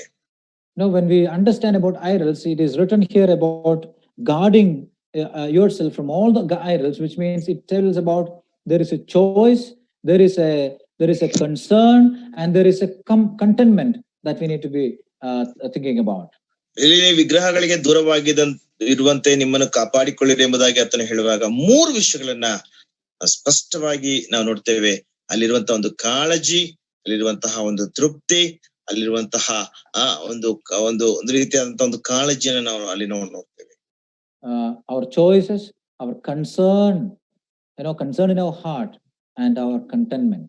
ನಮ್ಮ ಆಯ್ಕೆಗಳು, ನಮ್ಮ ಒಂದು ಕಳಕಳಿ ಅಥವಾ ನಮ್ಮ ಒಂದು ಕಾಳಜಿ ಮತ್ತು ನಮ್ಮ ಹೃದಯದಲ್ಲಿರುವಂತಹ ಒಂದು ಸಂತುಷ್ಟದ ಸಂತೃಪ್ತಿ. How do we choose things? ನಾವು ವಸ್ತುಗಳನ್ನ ಹೇಗೆ ಆಯ್ದುಕೊಳ್ತೇವೆ? We choose on the basis of the temporary things, because most of the things that we feel good, the idol that we have is temporary things. ಅದು ಬಹಳ ತಾತ್ಕಾಲಿಕವಾದಂತಹ ಒಂದು ವಸ್ತುಗಳಾಗಿವೆ. ನಮಗಿರುವಂತಹ ಅಥವಾ ನಾವು ಆಯ್ದುಕೊಳ್ಳುವಂತಹ ವಸ್ತುಗಳಲ್ಲಿ ಅನೇಕವು ಕೇವಲ ತಾತ್ಕಾಲಿಕವಾದಂತದ್ದು, ಕೇವಲ ಅದು ಬಹಳ ಸ್ವಲ್ಪ ಕಾಲಕ್ಕೆ ಮಾತ್ರವೇ ಇರುವಂತಹ ವಸ್ತುಗಳಾಗಿವೆ. Contentment, we keep changing things from time to time so that we will get more contentment. ನಾವು ಸಮಯದಿಂದ ಸಮಯಕ್ಕೆ ನಾವು ವಸ್ತುಗಳನ್ನು ಬದಲಾಯಿಸ್ತಾ ಇರ್ತೇವೆ, ಅದರ ಮುಖಾಂತರವಾಗಿ ನಮಗೆ ಸಂತುಷ್ಟಿ ಸಿಗ್ತದೆ ಎಂಬುದಾಗಿ. So how do we guard against these idols? ಈ ರೀತಿಯಾದಂತಹ ವಿಗ್ರಹಗಳಿಂದ ನಮ್ಮನ್ನ ಹೇಗೆ ಕಾಪಾಡಿಕೊಳ್ಳಿಕ್ಕೆ ಸಾಧ್ಯ? And this is the part of the application that I'm going to bring you and drive home this evening. ಈ ರಾತ್ರಿ ವೇಳೆಯಲ್ಲಿ ನಾನು ಈ ಒಂದು ಅಳವಡಿಸಿಕೊಳ್ಳುವಿಕೆಯನ್ನ ನಿಮ್ಮ ಜೀವಿತಕ್ಕೆ ಅಥವಾ ನಿಮ್ಮಲ್ಲಿ ತಂದು ನಾನು ನನ್ನ ಮಾತುಗಳನ್ನು ಮುಗಿಸ್ತೇನೆ. How do we guard against the idols? ಈ ಒಂದು ವಿಗ್ರಹಗಳಿಂದ ನಮ್ಮನ್ನ ಕಾಪಾಡಿಕೊಳ್ಳಿಕ್ಕೆ ಹೇಗೆ ಸಾಧ್ಯ? There are three things. 3 ವಿಷಯಗಳಿದೆ. Head, heart and hand. ಅದು ತಲೆ, ಹೃದಯ ಮತ್ತು ನಮ್ಮ hat. Head, what is that? ತಲೆ ಏನದು? To guard against the idols, we have to commit ourselves to the revelation of God, not just the imaginations. ನಾವು ವಿಗ್ರಹಗಳಿಗೆ ನಮ್ಮನ್ನು ಕಾಪಾಡಿಕೊಳ್ಳಿಕ್ಕೆ ನಾವು ಆ ಒಂದು ಶಿರಸ್ಸಿಗೆ ನಮ್ಮನ್ನು ಸಮರ್ಪಿಸಿಕೊಳ್ಳಬೇಕು. All the other things that we have is just an imagination. It has nothing to do with the reality. ನಮಗೆ ಇರುವಂತದ್ದೆಲ್ಲ ಸಹ ಅದು ಒಂದು ಊಹೆ ಆಗಿದೆ ಹೊರತು ಅದೊಂದು ನೈಜತೆ ಅಲ್ಲ. We should accept Bible as the revelation, as the word of God. ಸತ್ಯವೇದವನ್ನ ನಾವು ದೇವರ ಪ್ರಕಟಣೆ, ದೇವರ ವಾಕ್ಯ ಎಂಬುದಾಗಿ ಒಪ್ಪಿಕೊಳ್ಳಬೇಕು, ಅಂಗೀಕರಿಸಿಕೊಳ್ಳಬೇಕು. Either we should accept it as word of God or reject it. There is no common ground between that. ನಾವು ಅದನ್ನು ಒಪ್ಪಿಕೊಳ್ಳಬೇಕು, ಇಲ್ಲ ತಾತ್ಸಾರ ಮಾಡಬೇಕು, ಇಲ್ಲದೆ ಎರಡನ್ನೂ ಸಹ ಮಾಡ್ತೇವೆ ಎಂಬುದಾಗಿ ಮಾಡ್ಲಿಕ್ಕೆ ಸಾಧ್ಯವಿಲ್ಲ. Accept this as the revelation of God. ಇದನ್ನು ದೇವರ ಪ್ರಕಟಣೆ ಎಂಬುದಾಗಿ ಒಪ್ಪಿಕೊಳ್ಳಬೇಕು. We should be controlled by the revelation of God, not by the imagination of things. ನಾವು ದೇವರ ಪ್ರಕಟಣೆಯಿಂದ ನಾವು ನಿಯಂತ್ರಿತರಾಗಬೇಕೇ ಹೊರತು ಕೇವಲ ಊಹಾಪೋಹವಾದಂತಹ ವಸ್ತುಗಳಿಂದ ಅಲ್ಲ. What do we read in Hebrews chapter 4 and verse 12? For the word of God is living and active and sharper than any two-edged sword, piercing to the divisions of souls and of the spirit and of the joints and marrows. ಇಬ್ರಿಯ 4ನೇ ಅಧ್ಯಾಯ 12ನೇ ವಚನದಲ್ಲಿ ನಾವು ನೋಡ್ತೇವೆ, ದೇವರ ವಾಕ್ಯವದು ಅದು ಇಬ್ಬಾಯಿ ಕತ್ತಿಗಿಂತಲೂ ಹದವಾದದ್ದು, ಕೀಲು ಆತ್ಮ ಮಜ್ಜೆಗಳನ್ನು ತೂರಿ ಹೋಗುವಷ್ಟು ಮಟ್ಟಿಗೆ ಅದು ವಿಭಾಗಿಸುವಂತದ್ದಾಗಿದೆ. That's what the word of God is. ಅದುವೇ ದೇವರ ವಾಕ್ಯ. It's not just an imagination. It's a word that is living and active. ಅದು ಕೇವಲ ಒಂದು ಊಹೆ ಅಲ್ಲ, ಅದು ಜೀವಿಸುವಂತದ್ದು ಮತ್ತು ಚಟುವಟಿಕೆ ಉಳ್ಳಂತದ್ದು. And you see there, it is written there, it is sharper than any two-edged sword, piercing into the divisions of soul and of the spirit, and joints and marrows, and discerning of the thoughts and of the intention of the heart. ಅಲ್ಲಿ ನಾವು ನೋಡ್ತೇವೆ, ಅದು ಬಾಯಿ ಕತ್ತಿಗಿಂತಲೂ ಸಹ ಹದವಾದದ್ದು, ಕೀಲು ಆತ್ಮ ಮಜ್ಜೆಗಳನ್ನು ತೂರಿ ಹೋಗುವಷ್ಟರ ಮಟ್ಟಿಗೆ, ಅದು ಕೀಲು ಆತ್ಮಗಳನ್ನು ವಿಭಾಗಿಸುವಷ್ಟರ ಮಟ್ಟಿಗೆ ತೂರಿ ಹೋಗುವಂಥದ್ದು. Commit ourselves to the revelation of God. Head, we should commit ourselves to not just to the imaginations, but to the word of God, which is living and active. ನಾವು ದೇವರ ವಾಕ್ಯಕ್ಕೆ ಸಮರ್ಪಿಸಿಕೊಳ್ಳಬೇಕೇ ಹೊರತು ಕೇವಲ ಊಹಾಪೋಹಕವಾದಂತಹ ವಿಷಯಗಳಿಗೋಸ್ಕರವಾಗಿ ಅಲ್ಲ. ಶಿರಸ್ಸು ಆ ಒಂದು ದೇವರ ವಾಕ್ಯದ ಪ್ರಕಟಣೆಗೆ ನಮ್ಮನ್ನು ಸಮರ್ಪಿಸಿಕೊಳ್ಳಬೇಕು. Matthew 4 and verse 4 we read, a man shall not live by bread alone, but by every word that comes from the mouth of God. ಮತ್ತಾಯ 4:4 ನಾವು ನೋಡ್ತೇವೆ, ಮನುಷ್ಯನ ರೊಟ್ಟಿ ಮಾತ್ರದಿಂದ ಬದುಕುವುದಿಲ್ಲ, ದೇವರ ಬಾಯಿಂದ ಹೊರಡುವಂತ ಪ್ರತಿಯೊಂದು ಮಾತಿನಿಂದಲೂ ಸಹ ಬದುಕುತ್ತಾನೆ. We have to commit ourselves to the revelation of God. That's a first resort. ನಾವು ದೇವರ ಪ್ರಕಟಣೆಗೆ ನಾವು ಸಮರ್ಪಿಸಿಕೊಳ್ಳಬೇಕು, ಅದುವೇ ಮೊಟ್ಟ ಮೊದಲನೆಯ ಸಂಪನ್ಮೂಲ. We read in Psalm 119 and verse 105, the very important verse that we often quote, your word is a lamp to my feet and a light to my path. 119ನೇ ಕೀರ್ತನೆ 105ನೇ ವಚನ ನಮ್ಮೆಲ್ಲರಿಗೂ ಸಹ ಬಹಳ ಚಿರಪರಿಚಿತವಾದಂತಹ ಒಂದು ವಚನ, ಬಹಳ ಪ್ರಾಮುಖ್ಯವಾದಂತಹ ವಚನ. ನಿನ್ನ ವಾಕ್ಯವು ನನ್ನ ಕಾಲಿಗೆ ದೀಪವು, ನನ್ನ ಮಾರ್ಗಕ್ಕೆ ಬೆಳಕು ಆಗಿದೆ. Not only that, in 2 Timothy chapter 3 and verse 16 and 17, all scripture is breathed out by God, is inspired by God, and it is profitable for teaching and for reproof and correction. ಅಷ್ಟು ಮಾತ್ರವೇ 2 Timothy 3:16-17 ನಾವು ನೋಡುವಾಗ ಅದನ್ನ ನೋಡ್ತೇವೆ, ದೇವರ ವಾಕ್ಯ ಪವಿತ್ರಾತ್ಮನಿಂದ ಅದು ಪ್ರೇರಿತವಾದಂತದ್ದು, ಅದು ಎಲ್ಲಾ ಸಂಗತಿಗಳಿಗೂ ಸಹ ಉಪಯುಕ್ತವಾಗಿದೆ ಎಂಬುದಾಗಿ ನಾವು ನೋಡ್ತೇವೆ. And it is, it is written there, profitable for teaching, for reproof, for correction, and for training in righteousness. ಉಪದೇಶಕ್ಕೂ, ಖಂಡನೆಗೂ, ತಿದ್ದುಪಾಟಿಗೂ ಮತ್ತು ನೀತಿ ಶಿಕ್ಷೆಗೂ ಉಪಯುಕ್ತವಾಗಿದೆ. What happens as a result of that? The man of God may become complete or competent. He will be equipped for every good work. ಅದರಿಂದ ಬರುವಂತ ಫಲಿತಾಂಶವೇನೆಂದ್ರೆ, ದೇವರ ಮನುಷ್ಯನು ಸಕಲ ಕಾರ್ಯಗಳಿಗೆ ಪ್ರವೀಣನಾಗಿ, ಸಕಲ ಸತ್ಕಾರ್ಯಗಳಿಗೆ ಆತನು ಸನ್ನದ್ಧನಾಗಿ. What we need to be doing is fill our hearts with the word of God. ನಾವು ಮಾಡಬೇಕಾದಂತ ವಿಷಯವೇನೆಂದ್ರೆ, ದೇವರ ವಾಕ್ಯದಿಂದ ನಮ್ಮ ಹೃದಯಗಳನ್ನ ತುಂಬಿಸಿಕೊಳ್ಳಬೇಕು. The second is the heart. ಎರಡನೇದಾಗಿ ಹೃದಯ. There is a desire, there is natural desire in us, isn't it? ನಮಗೆ ಒಂದು ಸ್ವಾಭಾವಿಕವಾದಂತಹ ಅಥವಾ ನೈಸರ್ಗಿಕವಾದಂತಹ ಆಶೆಗಳಿದೆಯಲ್ಲ. But it's not a problem as long as you don't demand it. ನೀನು ಅದನ್ನು ಬೇಡುವ ತನಕ ಯಾವುದೇ ರೀತಿಯಂತ ಸಮಸ್ಯೆ ಇಲ್ಲ. But heart, you have to have your heart guarded. Keep the word of God in us. Read the word of God, understand the word of God is above everything. Keep the word of God in the heart. ನೀವು ನಿಮ್ಮ ಹೃದಯದಲ್ಲಿ ದೇವರ ವಾಕ್ಯವನ್ನು ಇಟ್ಟುಕೊಂಡು, ದೇವರ ವಾಕ್ಯವನ್ನು ಅರ್ಥ ಮಾಡಿಕೊಂಡು ಹೃದಯವನ್ನ ಕಾಯ್ದುಕೊಳ್ಳುವಂತರಾಗಿರಬೇಕು. When we worship those things, or when we demand those things, it becomes problem. ನಾವು ಅವುಗಳನ್ನ ಆರಾಧಿಸುವಾಗ, ಅವುಗಳಿಗೆ ಬಹಳ ಪ್ರಾಮುಖ್ಯತೆಯನ್ನು ಕೊಡುವಾಗ ಅವು ನಮಗೆ ಸಮಸ್ಯೆ ಆಗುತ್ತವೆ. And we read in Psalm chapter 1, Psalm number 1 and verse 2, that but who delights in the law of the Lord, and who meditates on the he meditates on the law day and night. 1ನೇ ಕೀರ್ತನೆ 2ನೇ ವಚನದಲ್ಲಿ ನಾವು ನೋಡುವ ಹಾಗೆ, ಯೆಹೋವನ ವಾಕ್ಯವನ್ನ, ಆತನ ಧರ್ಮಶಾಸ್ತ್ರವನ್ನ ಹಗಲೆಲ್ಲ ಧ್ಯಾನಿಸುವವನು ಧನ್ಯನು. He meditates on it. That's a heart for God's word. ಆತ್ಮನು ಅದನ್ನು ಧ್ಯಾನ ಮಾಡ್ತಾ ಇರ್ತಾನೆ, ದೇವರ ವಾಕ್ಯವನ್ನ ಆತನ ಹೃದಯದಲ್ಲಿ ಧ್ಯಾನ ಮಾಡುವಂತನಾಗಿದ್ದಾನೆ. We meditate on several other things, but we don't have time for the word of God. If that's the case, your heart has great problem. ನಾವು ಅನೇಕ ವಿಷಯಗಳನ್ನ ಧ್ಯಾನಿಸೋದಕ್ಕೆ ಸಮಯ ಇರ್ತದೆ, ದೇವರ ವಾಕ್ಯವನ್ನ ಧ್ಯಾನಿಸೋದಕ್ಕೆ ಸಮಯ ಇಲ್ಲದೆ ಇರುವಾಗ ಅದು ನಮ್ಮ ಜೀವಿತದಲ್ಲಿ ಸಮಸ್ಯೆ ಆಗಿ ಮಾರ್ಪಡುವಂತದ್ದಾಗಿದೆ. And the third thing that we understand, hand. ಬೇಕಂದ್ರೆ hand, HAND, hand. Hat ಅಥವಾ ಟೋಪಿ. Not hat, HAND. ಕೈ. Okay, ಕೈ. Hold Christ as you walk in this world. ನೀವು ನಡೆಯುವಾಗ ಕ್ರಿಸ್ತನನ್ನ ಹಿಡಿದುಕೊಳ್ಳಿರಿ.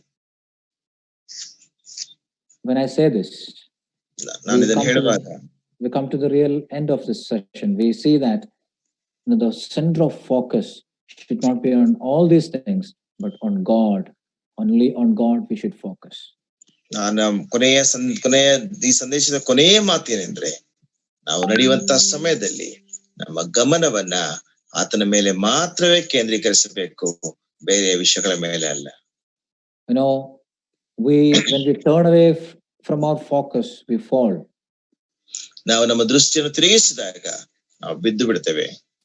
When the idols of this world grips us, we will not be able to see things in the right perspective. ಈ ಲೋಕದ ವಿಗ್ರಹಗಳು ನಮ್ಮನ್ನು ಅಡ್ಡಿ ಮಾಡುವಾಗ ನಾವು ಸರಿಯಾದ ದೃಷ್ಟಿಕೋನದಲ್ಲಿ ನಾವು ಸರಿಯಾದ ವಿಷಯಗಳನ್ನು ನೋಡ್ಲಿಕ್ಕೆ ಸಾಧ್ಯವಾಗುವುದಿಲ್ಲ. We saw yesterday that we have fear. ನಿನ್ನೆ ದಿನ ನಾವು ನೋಡ್ತಾ ಬಂದೆವು, ನಮಗೆ ಭಯ ಇದೆ, ಹೆದರಿಕೆ ಇದೆ. What is the problem? We fear that we lose it. We lose the things that we have with us. ನಮಗೆ ಅದರಲ್ಲಿ ಇರುವಂತಹ ಸಮಸ್ಯೆ ಏನಂದ್ರೆ, ನಾವು ಭಯ ಪಡುವಾಗ ನಮ್ಮಲ್ಲಿ ಇರುವಂತಹ ವಿಷಯಗಳನ್ನ ಅಥವಾ ಸಂಗತಿಗಳನ್ನ ನಾವು ಕಳೆದುಕೊಳ್ಳುತ್ತೇವೆ. That's why this statement is very important. The statement that comes at the end of first epistle to John, it is, little children, guard yourselves from idols. ಆದ್ದರಿಂದ ಈ ಒಂದು ಯೋಹಾನ್ ಪತ್ರಿಕೆ 5ನೇ ಅಧ್ಯಾಯದ ಕೊನೆಯ ವಚನ ಬಹಳ ಪ್ರಾಮುಖ್ಯವಾದಂತ ವಿಷಯವೇನೆಂದ್ರೆ, ಪ್ರಿಯರಾದ ಮಕ್ಕಳೇ, ವಿಗ್ರಹಗಳಿಗೆ ದೂರವಾಗಿರುವಂತೆ ನಿಮ್ಮನ್ನು ಕಾಪಾಡಿಕೊಳ್ಳಿರಿ. We need to exclusively commit to God, not to the idols of this world. ನಾವು ಬಹಳವಾಗಿ ನಾವು ದೇವರಿಗೋಸ್ಕರವಾಗಿ ನಿಲ್ಲಬೇಕು, ವಿಗ್ರಹಗಳಿಗೋಸ್ಕರವಾಗಿ ಅಲ್ಲ. Let's tightly grip our hand on God and say that, oh God, you're my everything, my focus of attention during the time of crisis is my God. You guide me, you strengthen me. ಓ ದೇವರೇ, ನೀನೇ ನನ್ನ ಎಲ್ಲವೂ ಸಹ ಆಗಿದ್ದಿ, ನೀ ನನ್ನ ಕೇಂದ್ರ ಬಿಂದುವಾಗಿದ್ದಿ, ನೀನೇ ನನ್ನನ್ನು ಕಾಪಾಡಿ ನಿನ್ನನ್ನು ನಡೆಸು ಎಂಬುದಾಗಿ ನಾವು ಆತನನ್ನು ಬೇಡಿಕೊಳ್ಳಬೇಕು. Let us exclusively commit ourselves to God, not just to do things on this world, in the imagination and in obsession of things, but really committed to God. ನಾವು ಸಂಪೂರ್ಣವಾಗಿ ಕರ್ತನಿಗೆ ನಾವು ಒಪ್ಪಿಸಿಕೊಡಬೇಕು. ಕೇವಲ ಊಹಾಪೋಹಗಳಿಗಂತ ವಿಷಯಗಳಿಗೋಸ್ಕರವಾಗಿ ಅಲ್ಲ, ಎಲ್ಲಾ ವಿಷಯಗಳಿಗೂ ಸಹ ನಮ್ಮನ್ನು ದೇವರ ಕೈಗೆ ನಾವು ಸಮರ್ಪಿಸಿಕೊಳ್ಳಬೇಕು. What does Job say? The Lord gives and the Lord takes away. ಯೋಬನು ಹೇಳ್ತಾನಂದ್ರೆ, ದೇವರು ತಾನೇ ಕೊಟ್ಟನು, ಯೆಹೋವನು ದೇವರು ತಾನೇ ತೆಗೆದುಕೊಂಡನು. The real focus is not the things, the real focus is the person who gave the gifts. ನಿಜವಾದಂತ ದೃಷ್ಟಿಕೋನ ವಸ್ತುಗಳ ಮೇಲೆ ಅಲ್ಲ, ನಿಜವಾದಂತ ದೃಷ್ಟಿಕೋನ ವಸ್ತುಗಳನ್ನು ಕೊಟ್ಟ ಆತನ ಮೇಲೆ. I just want to close with an illustration. ನಾನು ಒಂದು ಘಟನೆ ಅಥವಾ ಒಂದು ಉದಾಹರಣೆಯೊಟ್ಟಿಗೆ ನನ್ನ ಮಾತುಗಳನ್ನ ಮುಗಿಸ್ತೇನೆ. Sometimes I used to play a game with my child that I keep some chocolate or something in my hand and I just have a tight grip like this. ಒಂದು ಕೆಲವು ಸಾರಿ ನಾನು ನನ್ನ ಮಗುವಿನೊಂದಿಗೆ ಆಟ ಆಡುವಾಗ ಒಂದು ಚಾಕ್ಲೇಟ್ ಅನ್ನು ಒಂದು ಏನನ್ನು ಇಟ್ಕೊಂಡು ರೀತಿಯಾಗಿ ಗಟ್ಟಿಯಾಗಿ ಇಟ್ಕೊಳ್ತಾ ಇದ್ದೆ. And then he works his way along to remove one by one, to get the thing that is in my hand. ಮಗನು ನನ್ನ ಕೈಯಲ್ಲಿರುವಂತ ಬೆಳೆಗಳನ್ನು ಒಂದೊಂದಾಗಿ ಆತನು ಬಿಚ್ಚುತ್ತಾ ಇರ್ತಾ ಇದ್ದಾನೆ. And then finally when he gets the chocolate, he pushes the hand and he walks away. ಕೊನೆಯದಾಗಿ ಆತನ chocolate ಅನ್ನು ಆತನಿಗೆ ಸಿಕ್ಕಿದಾಗ ಕೈಯನ್ನು ತಳ್ಳಿ ಆತನ ದೂರಕ್ಕೆ ಹೋಗ್ತಾನೆ. Sometimes that's the way we are with our God. ಕೆಲವು ಸಾರಿ ಆ ರೀತಿಯಾಗಿ ದೇವರ ಜೊತೆಯಲ್ಲಿ ನಾವಿರುವಂತವರಾಗಿರ್ತೇವೆ. The very important thing is not the thing, not the gift that God gives us, but the hand of God. ಬಹಳ ಪ್ರಾಮುಖ್ಯವಾದಂತಹ ವಿಷಯ ಏನಂದ್ರೆ, ದೇವರು ಕೊಡುವಂತಹ ಒಂದು ವಸ್ತು ಅಲ್ಲ, ದೇವರು ತಾನೇ ಆಗಿದ್ದಾನೆ. Most of us take the gift, push the hand of God and run away. Enjoy the gift. ಅನೇಕ ಸಾರಿ ದೇವರು ಕೊಡುವಂತ ವಸ್ತುಗಳನ್ನು ತೆಗೆದುಕೊಂಡು ದೇವರ ಕೈಯನ್ನು ದೂರಕ್ಕೆ ತಳ್ಳಿ ನಾವು ಓಡಿ ಹೋಗುವಂತವರಾಗಿರ್ತೇವೆ. We enjoy the gift too much. That's an idol for us. May God help us that we would not do so. We would be able to commit ourselves to God and God will help us to take us through all the trials of life. ದೇವರು ಕೊಡುವಂತ ವಸ್ತುಗಳನ್ನ ಹೆಚ್ಚಾಗಿ ಆನಂದಿಸ್ತೇವೆ, ದೇವರನ್ನಲ್ಲ. ಅದು ಯಾವ ರೀತಿಯಾಗಿ ಆಗದಂತೆ ದೇವರನ್ನೇ ನಾವು ಮುನ್ನೋಡುತ್ತಾ ಆತನಲ್ಲಿ ನಾವು ದೃಷ್ಟಿಯನ್ನು ನಮ್ಮ ಗಮನ ಇಟ್ಟು ನಾವು ಮುಂದಕ್ಕೆ ಸಾಗಲಿಕ್ಕಾಗುವಂತೆ ದೇವರ ತಾನೇ ಮಾತುಗಳನ್ನ ಆಶೀರ್ವದಿಸಲಿ. We are fighting this battle together. We don't feel that if this virus, if they find the medicine, it's okay. But there is another virus that is going to come after this. ನಾವು ಇದರ ಕುರಿತಾಗಿ ನಾವು ಹೋರಾಡ್ತಾ ಇದ್ದೇವೆ. ಒಂದು ವೇಳೆ ಈ virus ಹೋದ್ರೆ ಚೆನ್ನಾಗಿರುತ್ತೆ ಎಂಬುದಾಗಿ, ಆದ್ರೆ ಈ ವೈರಸ್ಗಿಂತ ಇನ್ನೂ ಸಹ ಮುಂದೆ ಬರ್ಲಿಕ್ಕೆ ಇರುವಂತದಾಗಿದೆ. We fight together, we sail together during this storm, and let us not be like others who lost the focus. Let us have our focus right on God, not the things that He gives. ನಾವು ಆ ಒಂದು ಬಿರುಗಾಳಿಯ ವಿರುದ್ಧ ಹೋರಾಡುವಾಗ ಇತರರ ಹಾಗೆ ನಮ್ಮ ಗಮನವನ್ನ ಬೇರೆ ಕಡೆಗೆ ಸೆಳೆಯದೆ ಆತನ ಮೇಲೆ ನಮ್ಮ ದೃಷ್ಟಿಕೋನವನ್ನಿಟ್ಟು ಮುಂದೆ ಸಾಗಲಿಕ್ಕಾಗುವಂತೆ ದೇವರ ಸಹಾಯ ಮಾಡಲಿ. May His name be praised, and I thank those who have listened, and not only that, Brother Junior Jera